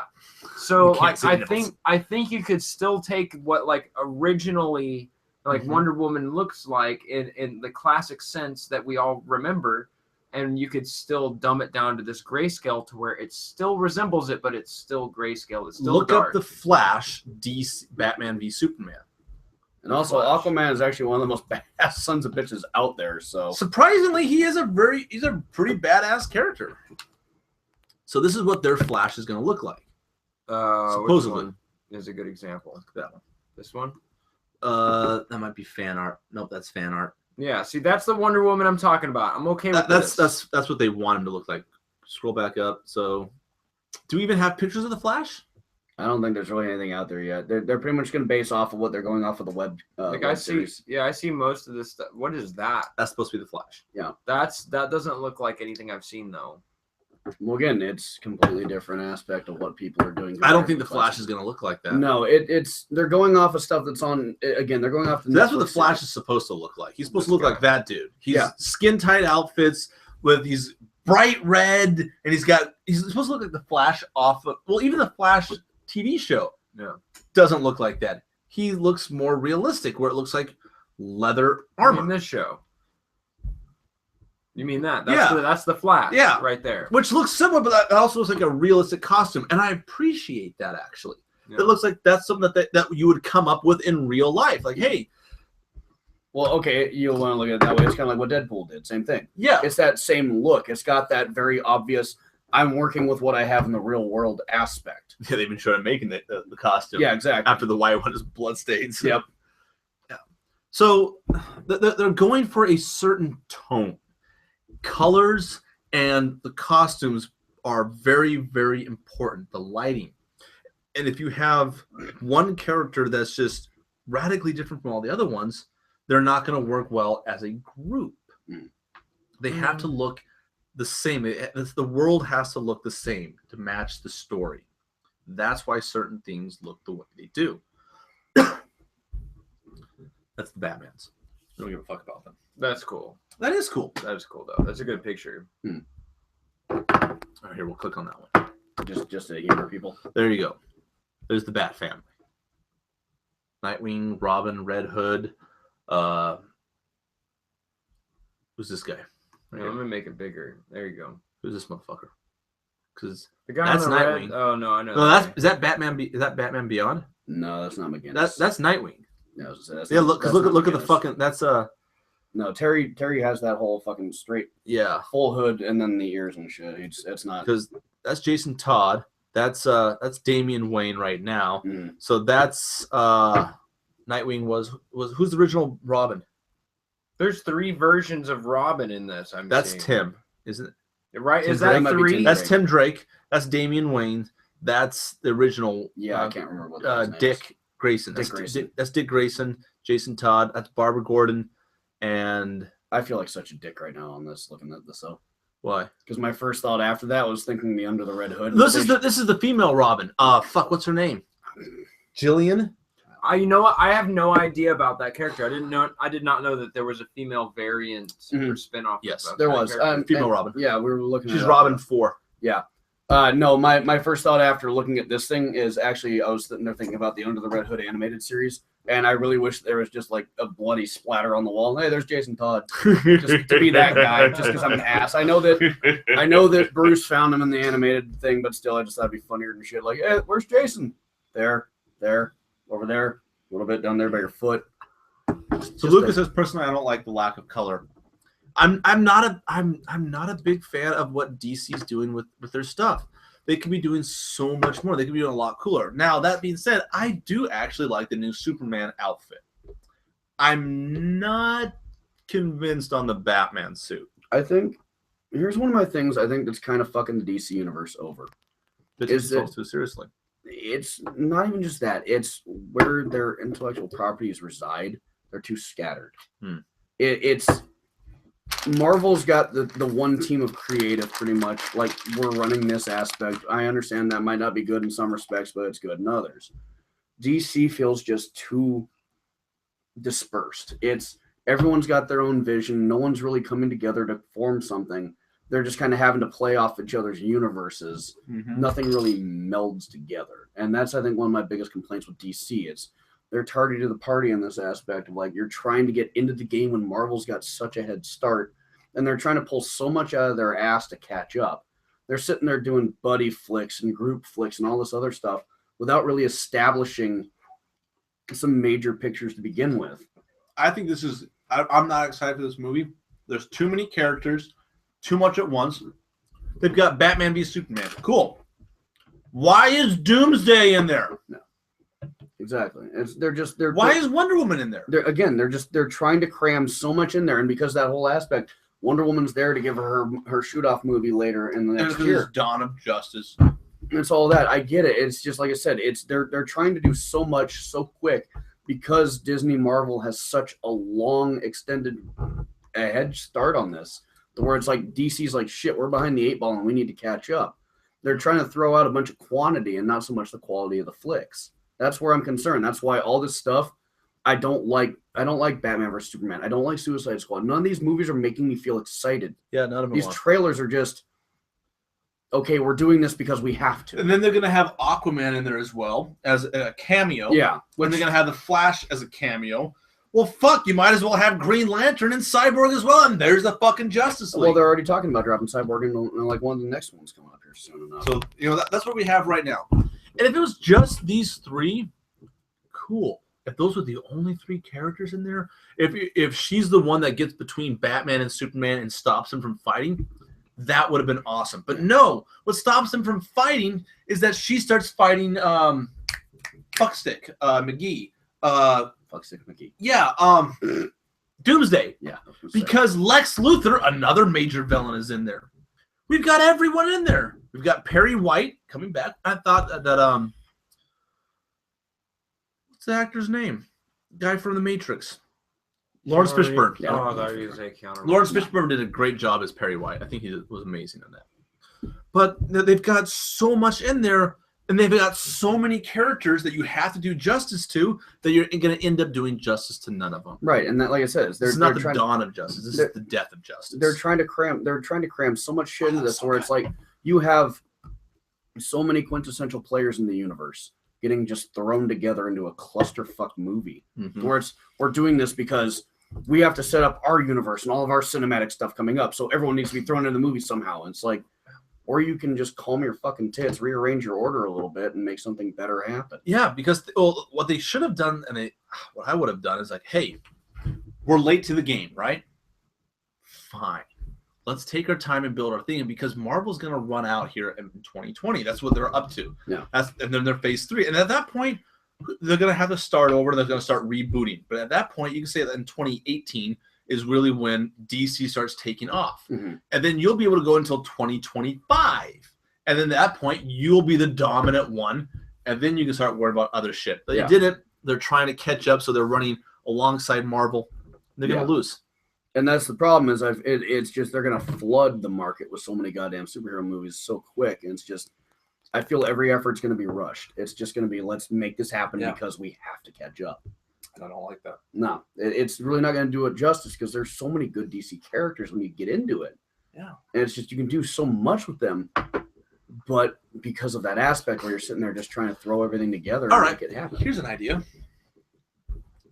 Do you know any comic book characters other than the ones who are already in movies?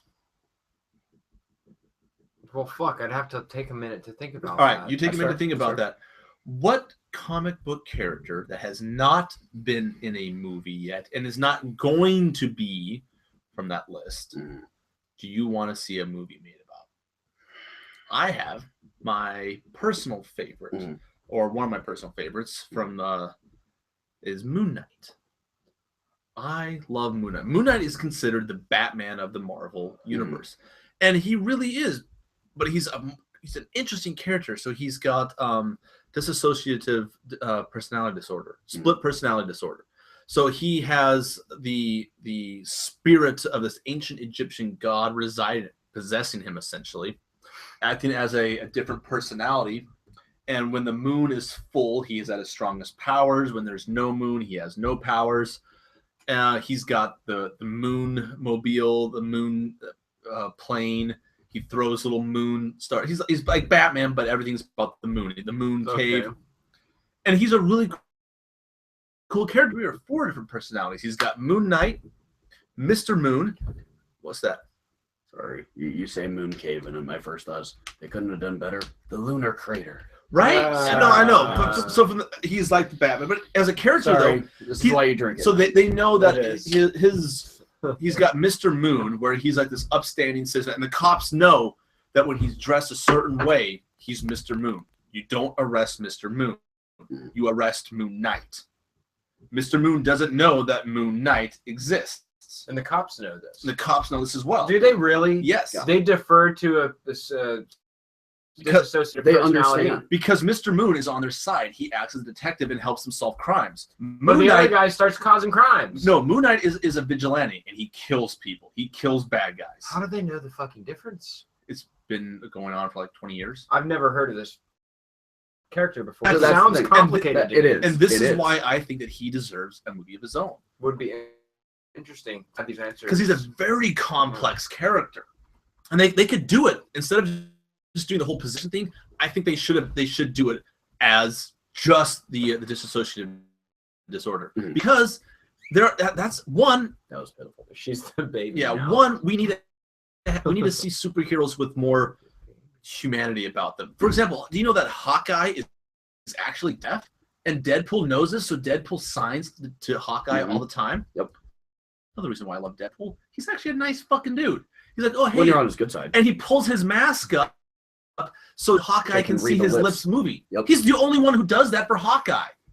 So, like, that's an interesting quality there. Like, Deadpool seems like he's a terrible, horrible fucking human. But Again, he's not.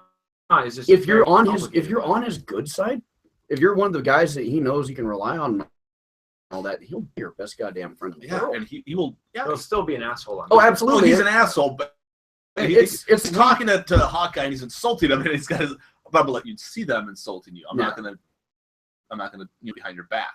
Okay. He's got a code about him. But I want to see Moon Knight because how cool would that be to actually see? And this is going to sound a little kind of like whiny liberal, but a superhero with a mental disorder.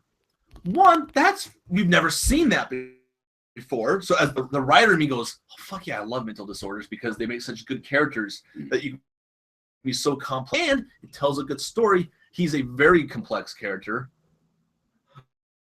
I've got this bitch on lock, dude. You're just petting her this ear. Cat is just like, oh, fuck. So that's who I want, because that could also be a really cool story of the cops trying to catch Moon Knight, but they can't catch Mr. Moon because he actually works with them, and they kind of know. It would be a comedy, and that would be a movie that I wouldn't want it R, but it could be it'd be a hard PG-13 because he does kill bad guys. He's straight up murders bad guys. Yeah. Oh, hey, you're trying to rape a woman? I'm gonna kill you. Like, live, I'll kill you. Mr. Moon, though, never kills anyone, and he's like a detective that works with the cops. This reminds me of a porn I saw once. We're not getting into that. Yours. Who do you want? So, I know it's already kind of been done, and I'm still very, very angry at them for the way they did. Hi, Hector. Hi, Hector. I don't even know who you are, but hi, Hector. Hello, you can Hector. stay, but hey, hi. Thank you for the drop-in. Floofy, yes, you are a mental disorder Love with that you, name. buddy. So I know it's already kind of happened with the Spider-Man 3. I'd like to see the symbiotes. Venom, Carnage, that aspect of it. The entire thing. I would like to see that where it's, I mean, don't get me wrong, I'm kind of a stupid cliche whore in the sense of I love Venom and Carnage. I love the unholy fuck out of those two.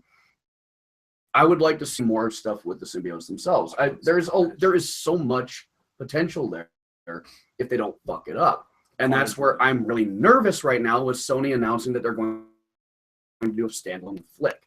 Wait, they are. Go to the list, D. So Sorry, I'm petting my cat. let him. Just it's okay. So it got announced not too What long list? ago. The comic list. I don't know if they've got it in there. Scroll. I don't know if it's actually in there or not.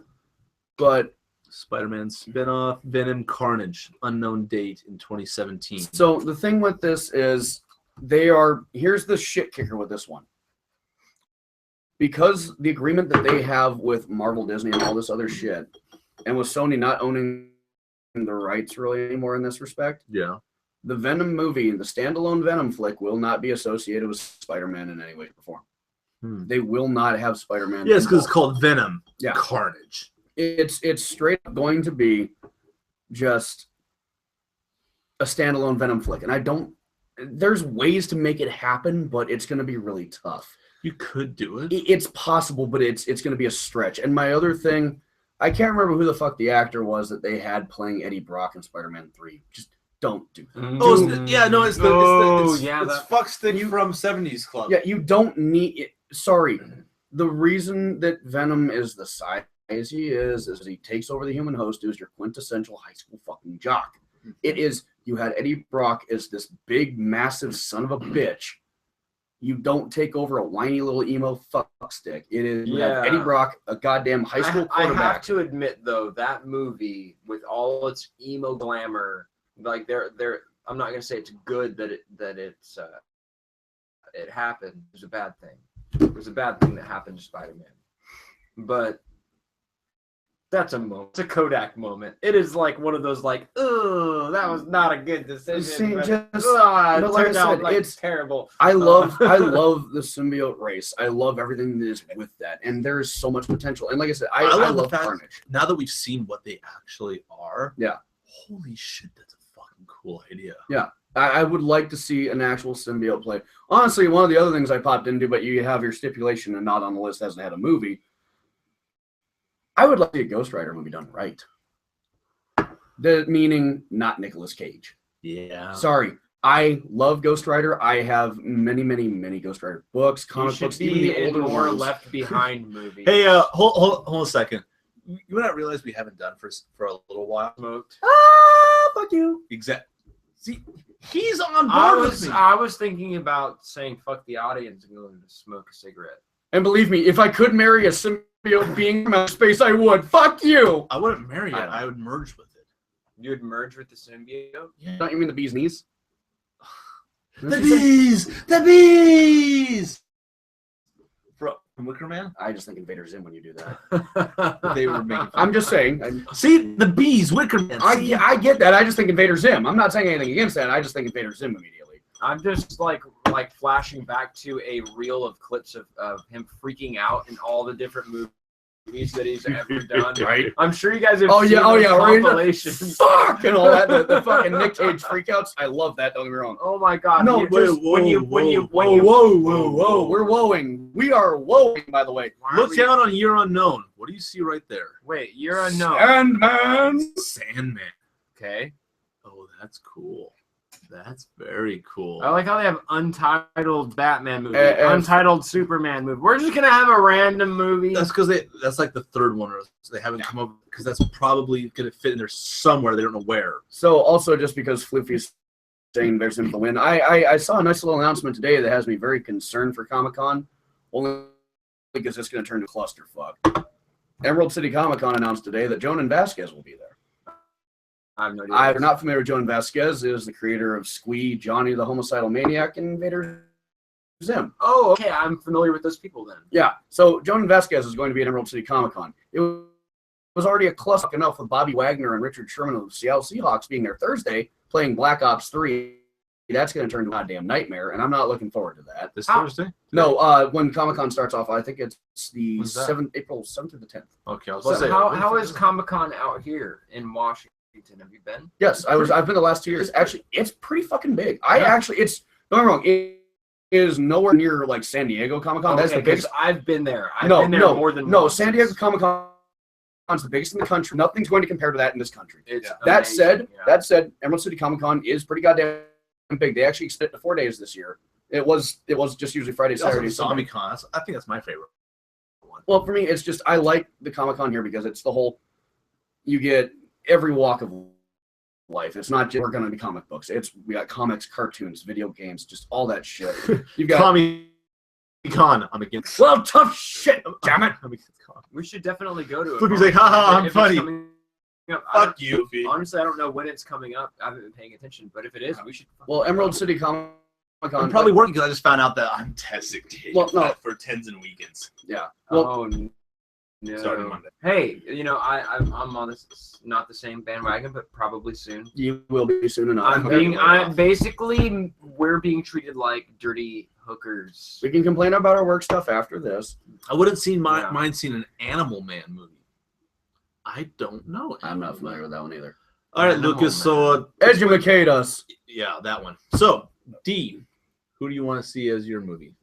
I've been thinking about it. I don't think I'm informed enough on comics, and that's fair. Think of someone who has not been yet represented. And that's a fair judgment on that because if you're not someone that's well versed in the comic book universes, you really. What about the shows? But let me say to sort of say like if I was going to have one redone because most of the ones I know have been publicized. I think if any comic book character needs another chance, it's Spider-Man. And he is being redone. Yes, they're going to redo it. What about? So I'll tell you what. I'll let you choose from TV shows as well. That makes it a little bit tough. That needs their own movie. That is a movie. Yeah. Now we know that the Flash is supposed to be getting a movie. Yeah. And the Green Lantern and Cyborg. I don't know where. I would like. They might have just announced that though. Truth. Honestly, I think I would like a Hawkeye. A Hawkeye. Okay, cool. That'd be a good one. So he's been in movies, but he hasn't had his own movie. I think that's like just the sentiment behind the character in the general sense. I think that has a lot of depth that you can go into. I think that can say a lot. All right. With a Hawkeye That's fair. movie. That's fair. Another one is as odd as it is for me anyway. I would like to see, and I'm going to go on the other side of the line here. I would like to see Batman villains. Because the amount of villains that they have in the universe, I get the really big name ones. I mean, obviously you've got the Joker cliche shit, but you look at stuff like Mr. Freeze, Riddler, Penguin. You got those guys. It's like I'd like to see some of those storylines explained both from the get-go to where they are now, kind of deal. Like I enjoyed that about the Arkham games. They really delve into the characters just a little bit more in that sense than what you see in the movies. Obviously, nowhere near as in depth as the comic books, but you get a little bit more of a feel for it. You get Cobblepot as the Penguin. It's just, okay, you're the fucking gangster that runs this certain section of the town kind of deal. We get that. You get Mr. Freeze who's sitting there actually trying to save his wife. Oh my God, I'm sorry. Mr. Freeze is Gotham right now. That is like Gotham right fucking now. Yeah. That's so fucking awesome. I'm sorry. No, that's fine. It's one of those ones. It's just, you get that whole aspect. I mean, there's a lot more to Freeze than just Arnold Schwarzenegger's fucking terrible ice punch. Thank you. That's why I'm thinking Gotham so much. Like right, Mr. exactly. Freeze, maybe Mr. Freeze deserves another chance. Yeah, and then I'd like to see a Catwoman done right. Yeah, not Halle Berry. I love Halle Berry, and she's my go-to fantasy. Whenever someone says something disgusting, I think of Halle Berry, and everything is right in the world. Can't argue that. I go, Halle Berry. But oh God. But no, that was a terrible Catwoman. Yeah, absolutely. It was an awful one. And with Flippy's in there, Killer Croc. That's another one. There's a little bit more to that character than what people give credit for. There's a little, I mean, yeah, don't get me wrong. Again, 11-foot tall, lumbering son of a bitch. But again, there's stuff behind him too. These Batman villains really have something in depth. Yeah, they're all tragic characters. That some of them they're doing things for bad reasons and because they feel that I must be a bad guy. I'm a monster, so I'll act like a monster. So are you guys saying instead of making Harley Quinn should get her own fucking movie? Exactly Harley and Ivy. Yes. Instead of making a superhero movie, why not make a movie that is about the supervillain? And you actually Suicide Squad. Perhaps you want them to succeed. Suicide. Yeah. But not Suicide Squad. No, like it's not the villain is the hero of the movie. It's not even the success that I'm looking for the villain. I want the story. I want the background of the villain. There's so much captivating aspects about certain villains within the universes. It's just I want to know. Harley and Ivy would make it actually a fantastic sitcom. Well, also because Harley and Ivy are dating currently in the comics. Mm-hmm. So yeah. Hello, soft porn. Anyway, but no, like I look at another one for me. I know he was in the Batman Begin movie, but it's the whole Scarecrow. Yeah. I am a glutton for punishment in the sense of I loved the design they did for Scarecrow in the Arkham Asylum games. The Arkham games, Scarecrow's design on that was glorious to me. One of the reasons why. I liked him in Batman Begins. I'm just saying you had that, but like with Scarecrow in the Arkham games, it was the fear factor because it was the man looked demented. His hand was actually the fear serum. Yeah. He had a glove that had 5 fucking needles on it that had the fear toxin attached to it, to where it's cool.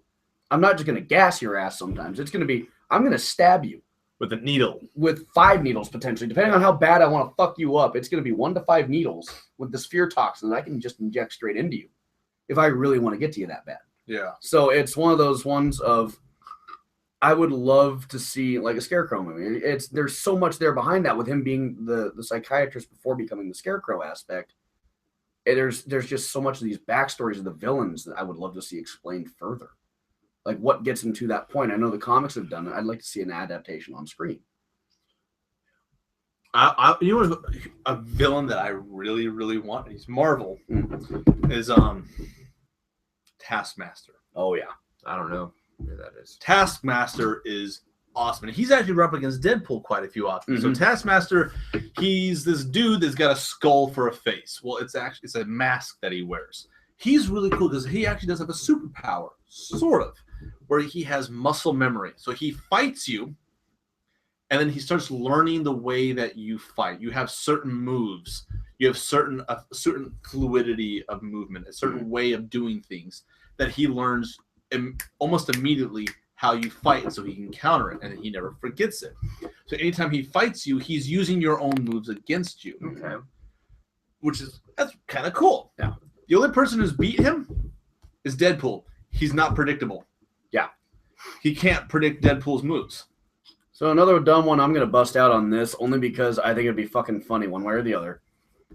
And this is me being just my stupid little self with the cartoons and everything. Go ahead. Batman, the Brave and the Bold. Awful, awful, awful cartoon. I can never get past how terrible that cartoon is. I'm sorry. The Music Maestro with Neil Patrick Harris. When you start singing, that character will literally make everyone in the universe bust out in song and dance. His entire power is he will start a musical number and you can't help but sing. Seriously, it is one of the most... That entire shitstorm of a cartoon was made okay by that one episode watching Neil Patrick Harris singing, and suddenly Batman has to sing and be part of this vast musical number. Everyone in that fight turns into a goddamn musical number. It's literally, you can't do anything but sing. It was like, holy shit. Just to have a movie with Neil Patrick Harris running that, fuck, I'd take that in a heartbeat, because that'd be funnier than hell. Man. So, a character that I think deserves a movie, and he is a horribly tragic, but also a movie that I think should have an R rating as well, Swamp Thing. That's a good one. Swamp Thing's pretty fucking dark, and he's part of not Justice League, Avengers Dark. Yeah. Swamp Thing is Marvel. Yes, Swamp Thing is Marvel. So, or no, is he DC? I think he'd be DC because they had on the list that there's two that I'm thinking of. One, they've got a DC version and a Marvel version. I think I thought Swamp Thing was part of the Green, which was part of Marvel's, because I'm pretty sure that in the trilogy with Deadpool, Swamp Thing kills himself in order DC. Okay, so I'm thinking of you're thinking of DC Dark. All right, so what's the Marvel version? Swamp Man? I don't know. The Green? Anyways, but no, so the DC Swamp Thing, though, definitely needs to have... Man Thing. Yeah. So God, that's got Swamp Thing and Man Thing. Awful name. Sorry. But yeah, but they're essentially the same characters. I mean, come on. Deadpool is... Wade Wilson is Slade Wilson. Deadpool is based off of Deathstroke. Man Thing is Swamp Thing. Moon Knight is Batman. Captain Marvel is Superman. I think Man Thing already happened. Man Thing already happened? There was a Swamp Thing or a Man Thing, and it was terrible. It was Man Thing in 2005. I would like What? a cigarette thing. In 2005. I will become the superhero. That never happened. Cigarette thing. We'll go smoke then. We'll talk. You're gonna talk. Yeah. Okay. Go ahead. Go away.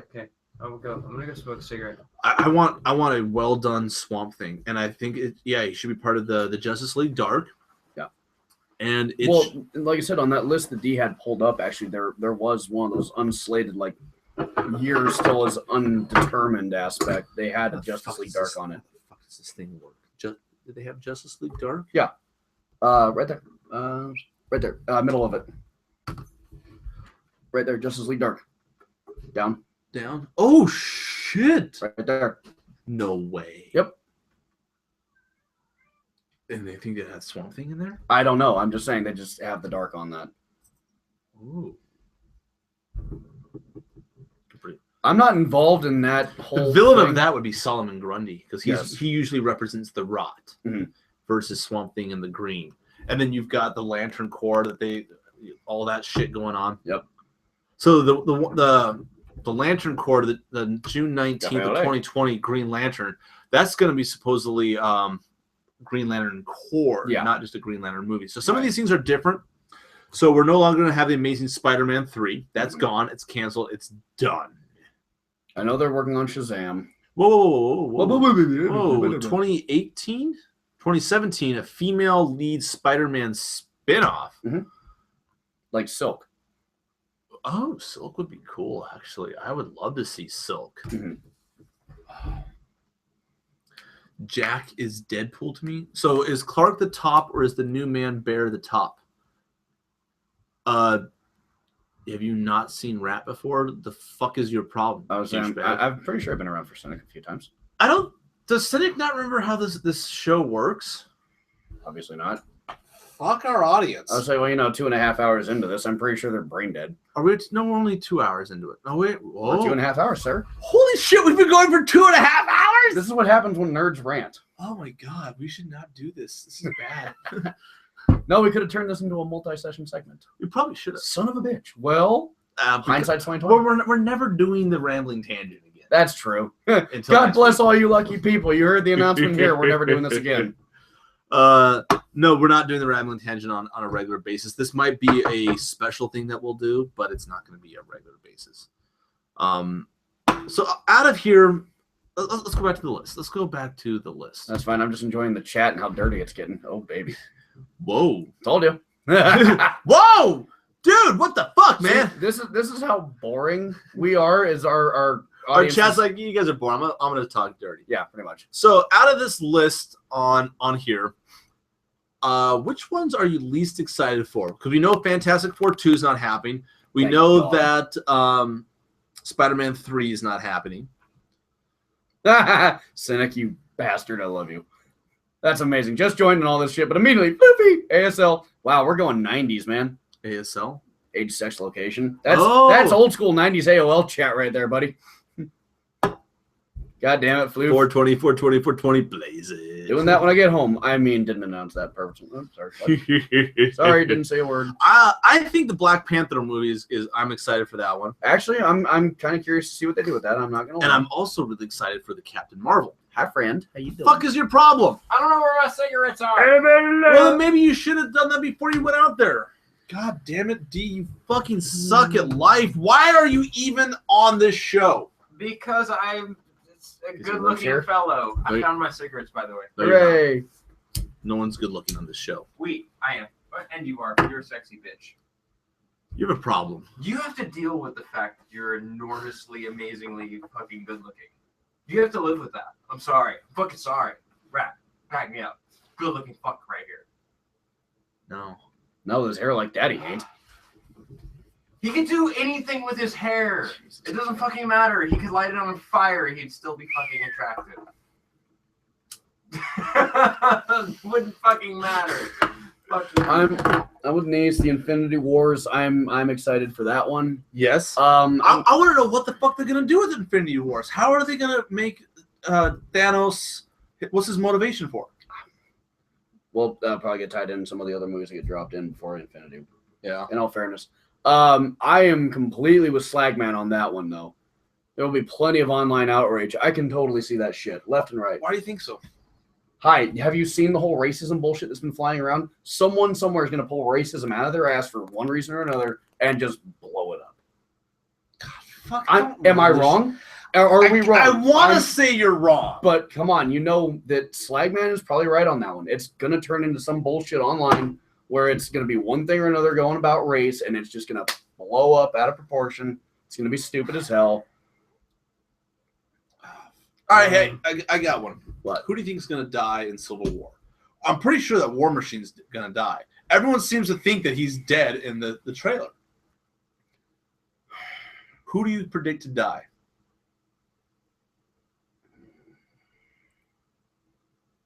That's true. I'm with Slagman on that one too with the Iron Fist casting. I'm okay with it. Well, no, it's just a lot of people are angry because the character Iron Fist, who's white, Yeah. got cast as white, but so many people immediately because of this whole Oscar so white bullshit that happened. We're going off on a different subject for a moment, folks. Exactly. It's that whole thing where it's it's Cynic, shut up. everyone was bitching because it's because of where Iron Fist takes place and all that. Yeah. Immediately, everyone's like, get an Asian actor in there, which other Asians have been cast in other parts of the series, but just the main character is white. So a lot of people were up in arms about that bullshit. I don't care if I don't care if they cast a white guy or a black guy in a role. It does not matter. I want a good actor. So, for example, in the Stephen King's the Dark Tower series, the gunslinger is going to be played by Idris Elba. He's written as a white guy. No. I'm cool with Idris Elba because he's a goddamn good actor.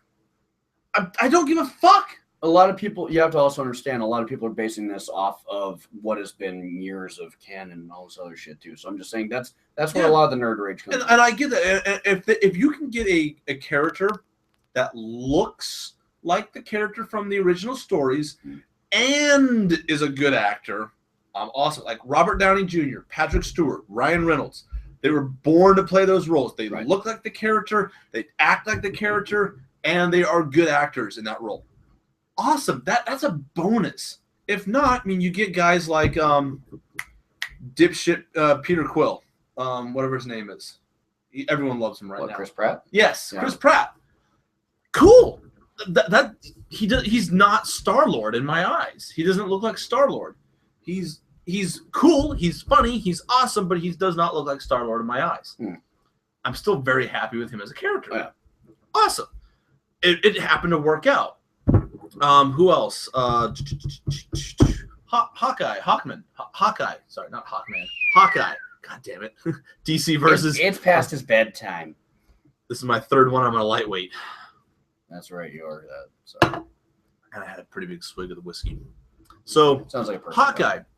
Jeremy, whatever his fuck's face is. Jeremy Renner. Thank you. Welcome. This is why you're here. Not really. I'm comedic relief and a lot more facial hair than anyone else can manage in this fucking program. That's about it. Anyway, well, I'll get back to the. There are story reasons why Dark Tower protagonist should be white if he's going to be as faithful as an adaptation, apparently.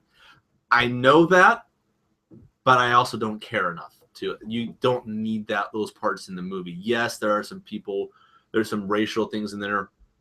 It's not necessary to the story. You don't need to have a white character to still have a compelling story. I'd give Hot Girl My Thick Hard Maze. Oh, god damn it, Floofy.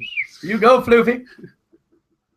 I backed that one up. Anyway, back to what your question was about who's going to die. I do think War Machine's going to kick the bucket. I don't think it's going to be in the scene that they show. I think so.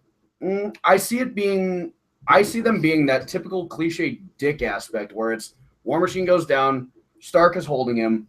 That's going to hold the battle there. He's going to be clinging to a thread of life.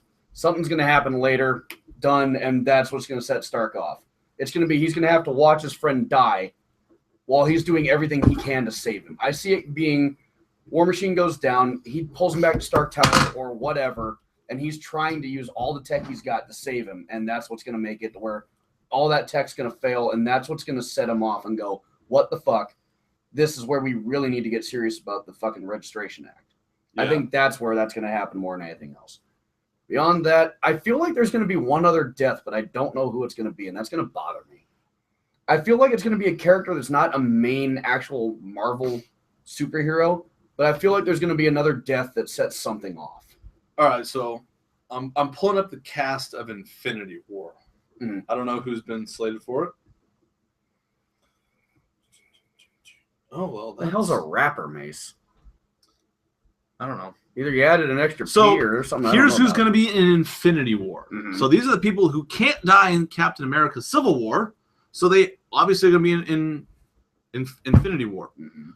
So Chris Evans, who plays Captain America. Yep. Now in the comics, Captain America dies in Civil War. They're saying that he's going to be in Infinity War. I also thought Evans was done with Captain America after this movie, though. I thought he had one more Captain. He had 3 Captain America solo films.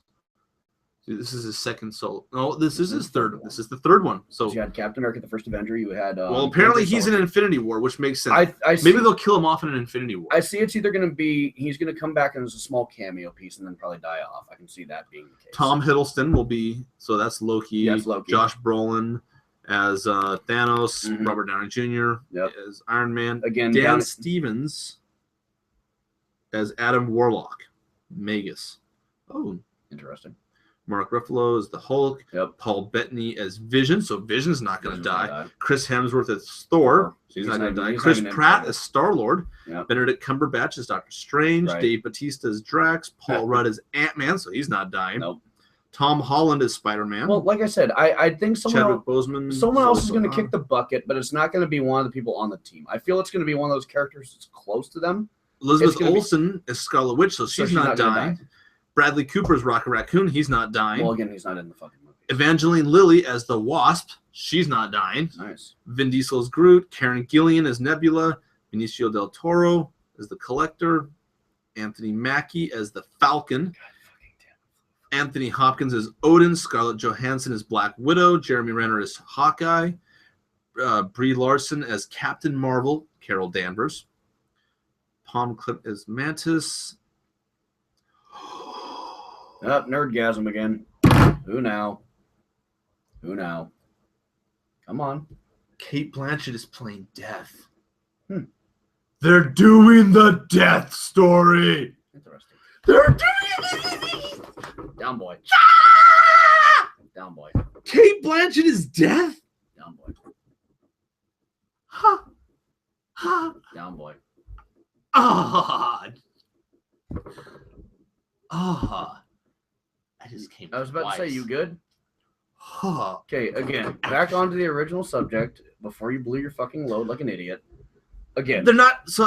This is no, like I said, it's going to be one of those not super major characters, but it's going to be enough of a Pepper tip. Potts. Gwyneth Paltrow's Pepper Potts is It's in there. just, it's going to be enough of a tipping point. dude. Sebastian Stan is Bucky. That's Okay. everyone. Yeah, like I said, you kept rambling. It's literally going to be a non-essential, but it's going to be enough to tip the balance on it. That means they're gonna have to introduce a character and kill him off, unless. The only other thing I can Bear see. with me on this. Go I have for a it. thought. I have a thought. This is bullshit. No, he really just makes it a lot worse than it is. It's like done. What? Don't worry about it. I'm replying to Floof. What about Floof? It's more like your quintessential science project back in elementary school, the baking soda vinegar volcano. Done. That's about it. Oh, Slagman says Nick Fury on there. No, he wasn't. But he's kind of out of the story though now, so he doesn't need to be in there. Yeah. He also, again, but though Nick Fury wasn't in a lot of the movies, even though he made cameos, they just didn't put him in there. So, blah blah. Cynic says, I have no idea what you're talking about. Cynic. You're not making any sense, dude. You're drunk. Go home. Well, there's I one- think they're gonna kill off Captain America, and all of this is just to keep everyone off the trail. I want them to kill Captain America too. I want them to, because that is such a good fucking storyline. At the very end, I want him killed, and then that is what's going to bring the team back together for Infinity War. I can kind of get behind that, honestly, because one of the things I'd like to see happen is because the fact that they do introduce Crossbones into this. Either going to kill Crossbones. No, I'm saying I can see Crossbones pulling something off somewhere down the way, because you actually watch the trailer, and when they actually show some of the fight scenes initial, was talking about with Dave again today, where it was they introduced Crossbones. They're going to do that whole But thing. they introduced Crossbones, or his character, his non-Crossbones character in Winter Soldier. Yeah, but what I'm saying, that's the thing, is they actually have Crossbones in full costume in the trailer. Mm-hmm. They're actually fighting in a fucking little square or whatever. So it's going to be one of those things. I can see Crossbones playing some kind of part in this. I can see it being cool. Here comes some magical yay. They're having their final happy fucking moment in the sunset, and Crossbones comes in and fucks somebody over. And I if that's like a final scene of Civil War, cool. I'm totally cool with that. I think that as a character and as a story, in order to progress it, Captain America should die. Well, and like I said, with Evans not reprising the role as America anymore, that's the thing. His contract's up. He's not coming back. He's even said himself he's probably not coming back for this stuff. Yeah. So, I mean, you gotta... It's time for him to move on. Take him out. Yeah. But... No pizza, Floof. I'm just gonna comment back to your shit, because it's entertaining as hell for me. Did D die? I have no idea. I think D died. Who cares? Ladies and gentlemen, it's now down to a 2-person show. Our third cohort is apparently dead outside. I'll kick him on my way up to my car. Whatever. Fuck him. Pretty much. Oh, well. I don't think he's going to fit in the garbage can, though. So, what do you feel about the Captain Marvel, which is coming out in 2018, July 6th of 2018, at least from this list? Mind you, again, this list is something we pulled up from the internet. This could change, and it probably has already. Bullshit. Everything on the internet's true. Sorry. You're right. I'm sorry about that. What do you feel? So this Captain Marvel is going to be the Carol Danvers Captain Marvel, not the male Captain Marvel. So, I know. And I'm cool with that, actually. I am too. What do you feel about that? That's just... Phil is dead. Get over it. Just Who? no. Who's Just Phil? no. Phil is fucking Coulson? dead. Phil's dead. Yeah, he's dead. Stop living in your dream world. He's dead. Just no.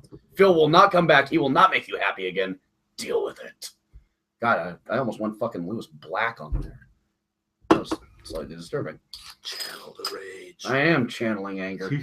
I just went goddamn inside out anger mode there. Holy I shit. still haven't seen that movie yet. It's a fantastic movie. I enjoyed it. I hear that. I want to see it. Oh, have you seen Zootopia? No, I have not. Oh my god, you've got to see Zootopia. I want to go see that one. That is such a... Oh my god, that was such a good movie. That's Yes. Drug use and racism. I'm going to keep arguing with you. I will argue vocally versus your text. Ooh. Phil's dead. Nightcrawler would be a good one. Yes. Absolutely. Yeah, I would like to see Nightcrawler standalone. That'd be good. I would actually really like to see that. Anyway, back to Captain Marvel one. I personally don't know enough about the character to really give a proper feel to it. She's but probably one of the strongest characters in the Marvel universe. I know a little bit, She's but got cosmic powers. no, it's just that whole aspect of So wait, I'm confused. Now suddenly Phil Coulson is Luke Skywalker. Got it. Got a cool robot hand. Fuck you, niece. I've been too nice to you already. Like I said, though, I don't know enough about the character itself to really give my own personal input on that. I know that I'm curious to see what the hell happens here. I'll probably end up delving into that a little bit later just because I'm wondering. I like the idea. So Marvel does need to have some stronger female roles. So they've had Black Widow, but she's been playing a supporting role to everyone else. Yeah. And there's even that comment that, she was a love interest to Captain America, then to Bruce Banner. And then what else was she kind of with? To Hawkeye as well, kind of. It's like, God damn it, who the fuck is she interested in? Instead of just, bouncing from one hero to the other, let's have someone who's invested in themselves. And Captain Marvel in the comics is a fantastic character. She's very strong. She's very independent. And she's got the depth and the gravitas to carry an entire movie. I don't know who they're going to choose for to be Captain Marvel. Did it say in this list? I can't remember if they've actually cast her or not. I'm excited because one, they're going to have the Wonder Woman standalone. So DC's going to finally have their own female lead standalone. Marvel definitely needs that as well. And I think Captain Marvel is an excellent choice. In fact, I think she's a better choice as a strong female standalone than Black Widow. Yeah. Black Widow really is a B character. She's cool, but just like Iron Man was not the main dude of Marvel, he was a B-list hero. Yeah. But then just because the way Robert Downey Jr. portrayed him, that he just skyrocketed. Yeah, now he's an A-list leader because he was not the founder of the Avengers like the movie makes it out to be. It was Captain America that was. Yeah, and see, I'm with Spider-Man. I'm with Floof on that one too. Or we're talking about the non-overly sexualized female. Yeah. See, and that goes back to my original tie with Suicide Squad and Harley Quinn. The way they've got her dolled up and everything, I feel like they're going to try and sexualize the character more and make her who she actually is. Yeah, I worry about that. And I mean, I understand the costume with Wonder Woman, but some of the newer comic iterations of Wonder Woman have had her in like full pant garb and stuff. I liked that. Silk, same thing. I mean, don't get me wrong, there's some serious sexualization with the fucking bodysuit, but you can't avoid that with a bodysuit. Have you seen the way that the it's a skin tight outfit? People freaked out about that. I didn't give a shit. Yeah, her ass is gonna look like that. Who the fuck cares? Spider-Man's ass. There's been some ones where like, Well, hell, there's the GIF with the animated Spider-Man series where it's literally him standing on the edge of the building and the ass cheeks shaking because they can. Fuck it. So it's just they're gonna do that. It's gonna be that way. Yeah, if you're in a skin suit, of course you're gonna be sexualized. And I'm sorry, you don't think the bulging muscles on the male characters are sexualizing the male characters? Well, and that's what Floof says. Yeah. Sex appeal ain't bad on both fields. Right. Welcome back. We thought you died. I did. Hooray! I died inside. You were already All right. dead inside. Tell you what, I'm gonna stay right here. In 15 minutes, we're done. Because that'll make it a 3-hour show. Good lord. We're done at 3:00. Let's talk about what we're going to talk about. God damn it. You've got 15 minutes. Son of a bitch. Sorry, I just went Gilligan's Island there. What? Sit right back and you hear a tale Tale of a fateful trip that started from this fateful. I say that in boot camp, all right? That they made us sing that fucking song. I win. I hate you. 3-hour tour. Oh God, good lord! I had to sing that in fucking boot camp. You're welcome. That and SpongeBob. Who lives in a pineapple under the sea? SpongeBob SquarePants. Naval So- Base. Somebody yellow and porous the sea. It had to do with They water. made What do you you sing expect? SpongeBob. Yeah. Why- And why are you- Gilligan's Island. Why are you surprised by this?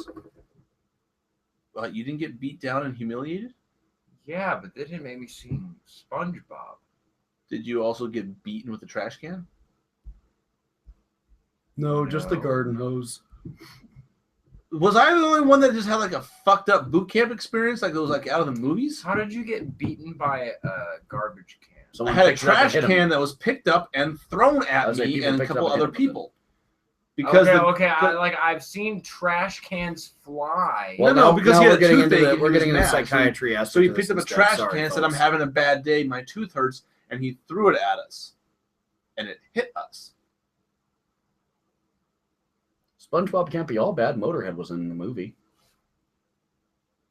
There you go. I confused you. You're Wait. welcome.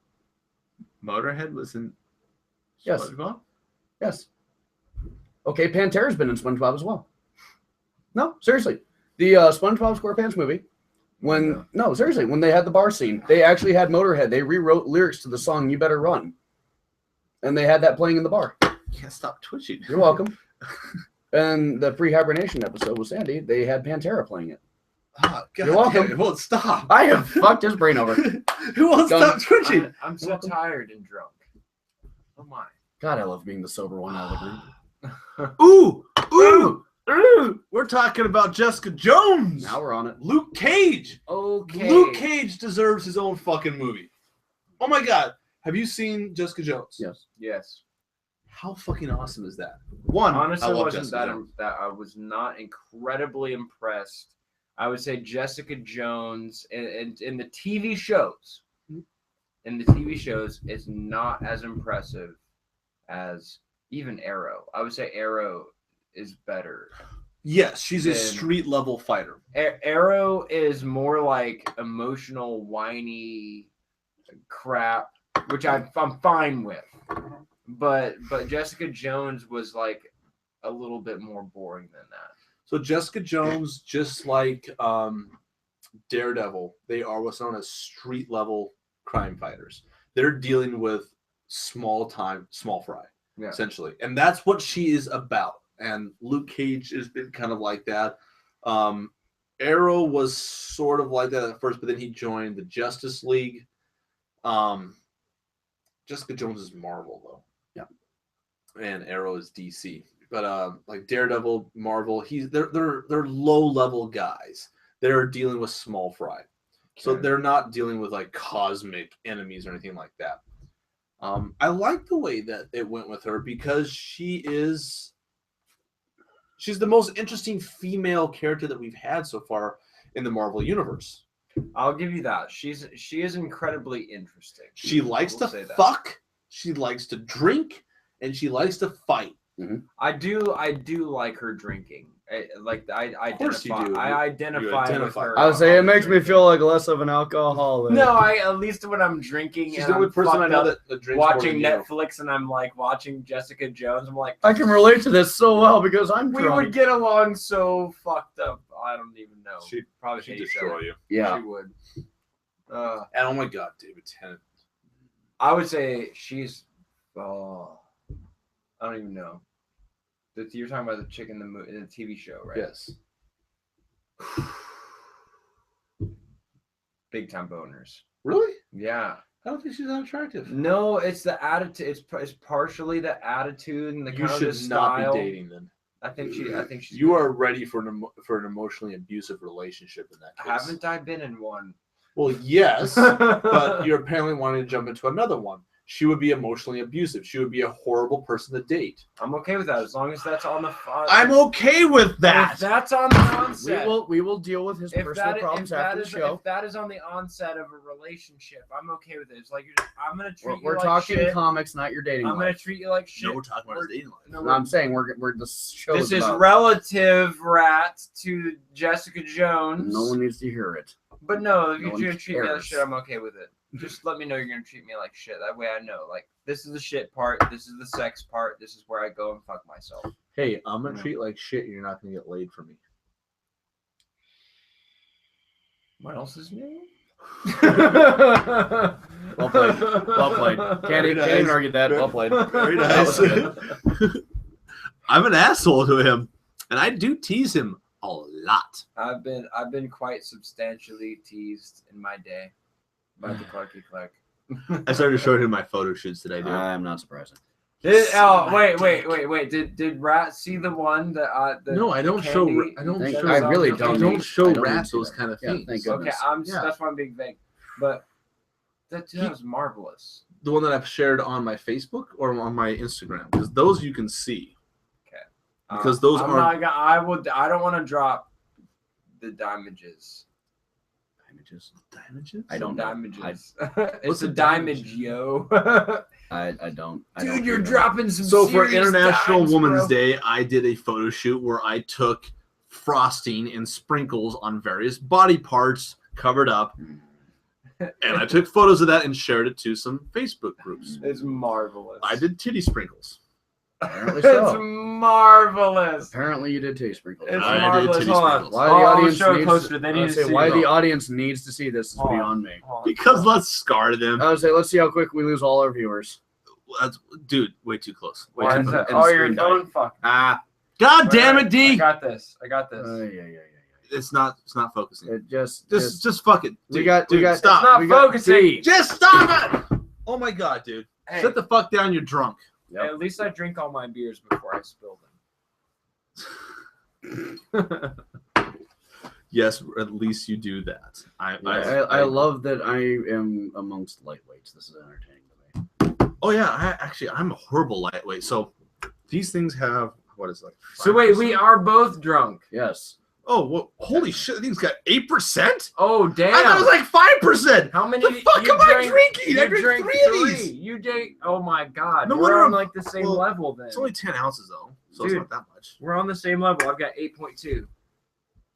It's 12 ounces. Oh, okay. Well, I'm buzzed, definitely. I'm not drunk, but I'm buzzed. I'm not. Oh, I also had the whiskey though. Yeah. I am say, yeah, the sleepy. whiskey. I'm getting to the sleepy stage. Well, good thing we've only got about 6 minutes left, so we're good. Fucking goddamn it, you audience! I was gonna say the fact that 5 people have stuck around. That's the scary part. Hey, we had 9 people. I know. That's not a record though. No, it's we not. actually had 10. There we hit double digits. Still not a record though. We had like 14 at one point. We had 14 at one point. But this is the rambling tangent coming back. No, it's not. We already talked about this while you were gone. We're back. We're No. not. Fuck you. We're not back. Then what is this? What is this farce? This is a one-off because I just wanted to talk about. You just want to comics. jerk yourself off about comics. I Yes. wanted Rat back. I missed Rat. So basically, what you're telling all the viewers is the rambling tangent is not coming back. No, it's not coming back. On a permanent basis. Oh, there you go. See, there's the big middle finger to everyone else. What else is new? It's the We've- rambling tangent. We've D. never Fuck treated you! we've never treated our viewers very No, kindly. because our viewers are stupid. Why would you watch this show? Because you're interested in comics. Because you're stupid to watch three Because people. for some reason people find you too attractive. They find you attractive. You know what? Yeah, that's a I'm- bunch of bullshit. I'm not gonna All lie. right, hold on. Here we go. With this Hold bullshit on. again. Here we go. How many people that are actually watching right now find Rat attractive? Short and hairy. That is a turnover. If I was gay, I'd fuck you. I was gonna say, see, that's the thing is I'm like the cub for the gay community kind of ass. Well, that's what. Yeah, all right. How many people think that Rat is an attractive man? Not necessarily that you would have sex with him or anything, but that he's a good-looking guy. He is an Everyone incredible knows D looking is hideous. Well, dude. Hey, hey, I was called cute earlier. I was gonna say D was called cute earlier. You know you were. And you know what? Remember The other night, someone also said I was cute. I've been feeling better since people have told me. Oh, I'm that so glad that people are blind. that I look pretty. Honestly, honestly, no. For me, it's more just you clean up the hair a little bit. God, I fucking hate the hair. That's probably my problem. I don't hate it. I'm just saying if it was fucking hate done his in a hair. different way, it would probably look really good. All right, so If you the weren't- picture that if I you- shared for If this, you weren't quite the way that you are, you would be better, but you're not. So, niece says probably. but thanks. No, that was that was there long before. Oh, okay. Let's try. All right, assholes. He's pretty, right? He's good looking. He's attractive. I'm like burned to bust out the worst possible face I can make. Just this fucking goddamn thing. So maybe it's just me. Like, though, if I was gay, D, you would not be my type. It'd be more like Rat. that disturbs me. I think that's a good thing. Yeah. Well, except for the beard. Why the No, beard? What's wrong with the you're not getting beard? rid of that then. I Thank know God. it's a problem. What is wrong with it? Rug burn. facial Do you hair. not want to kiss Rat? Is what So you're the telling one me? time that I rug burn. made out with you, which by the way, I just I- realized that I admitted that You online. did. Wow. You totally dived. Damn. Look, By So the way, clap. D and I once have actually made out, and it was to impress my current girlfriend at the time because she. Hey, change the subject really quickly. Wow, good job, buddy. D had facial hair at the time. So it was a very experimental. I'm really sad this camera's not picking up the Make out. color. His cheeks are fucking big. I His just realized- cheeks are just goddamn salmon pink right now, people. I wish that camera picked up the light better. Oh my god, me my fucking mouth. So wait, you're gonna diss my facial hair? I hate your facial hair. But I could have shaved. If I would have shaved, would have been better. I'm not making out with you again. I can shave. We can do it again later. No, we're not doing it. I mean, this is science. No. We need to know No, the you've got answer. to. All right. There are questions in the universe. Do you want me to be honest about how the makeout was with Oh, you? Okay, Jesus. go ahead. You have the weirdest fucking lips ever. I'm just doing this. You have facial hair, and I can feel the I roughness do. no matter what. Yeah, I have that. I've kissed dudes with facial hair before, and it's kind of weird. It's disturbing on a cellular basis. Cellular. Yeah. Okay. So I get freaked out if women have facial hair, which, yeah, it's kind of rude of me. Whatever. Fuck you. I have preferences. I should have there we go. shaved. I should have Random shaved. connections. If I would have just shaved and maybe put some lip balm on. He's Foggy Nelson. Oh, yes! You're Foggy Nelson off of Daredevil, his buddy. Yeah. I can get behind that. He's a great guy. I'm too. not arguing. I can get See, behind you're that. cute. See, you're cute. You're just so cute. Oh, God, facial hair. Don't worry, I'll never make out with you, dude. Oh no, my immediate reaction after that was just to like leap over and just rub my beard on your face. Just to fuck with you. Yeah, no, but you've got weird lips. Back to that, apparently. Yeah, no, they're not very full. I like full lips, and you've got like thin spaghetti lips. What? Nothing. Not a goddamn thing. Your lips are fuller than his. If you shaved, I'd make out with you, not him. You know, I've made out with a lot of people. whiskey for this conversation. I have made out with a lot of people, and I've never thought of someone's lips being like spaghetti, but I have made out with. I don't know people, where that came from. But no, I have made out with people where their mouth was really, really small. I was like, wow. Like, cause I like, you know, there's a difference. Like, if you have a really, really small mouth, like the tongue action gets complicated. We didn't do tongue. There was a little bit of tongue. Why am I asking? I was gonna say, why are you asking me? I wasn't here for these I'm shenanigans. pretty sure there was like maybe a little % of tongue. I'm getting really embarrassed by this. I can tell. Well, guess what? Lucky for you, it's 3:00. Hey, you know what? Woo! It's only. Shut up! We're done. No, it's. Shut up! I It have- never happened. I have a point. I have a point. Thank you, everyone, Don't for end it. watching. I'm Don't so end it. glad. Get out of my lap. It's very nice for you guys to join us. We are the Rambling Tangent. Girls I'm are Clark. gonna think you're hot because you made out with the. It doesn't matter. You made out with another guy. That makes you way more I sexually. could have made out with any guy that would have thought. Exactly, but it doesn't fucking matter. You become more sexually desirable after making out with me. It's Actually, science. no. Just it's 3. Let's end it. We're not even. We can save that for another show if you really want to get into just that. call me. Hey, I help you out. This is the amazing rat. He doesn't exist anymore. I'm Clark. nobody. No one gives a fuck about you. Fuck all of you. We're not talking about this anymore because I'm really embarrassed now. Good night, everyone. And fuck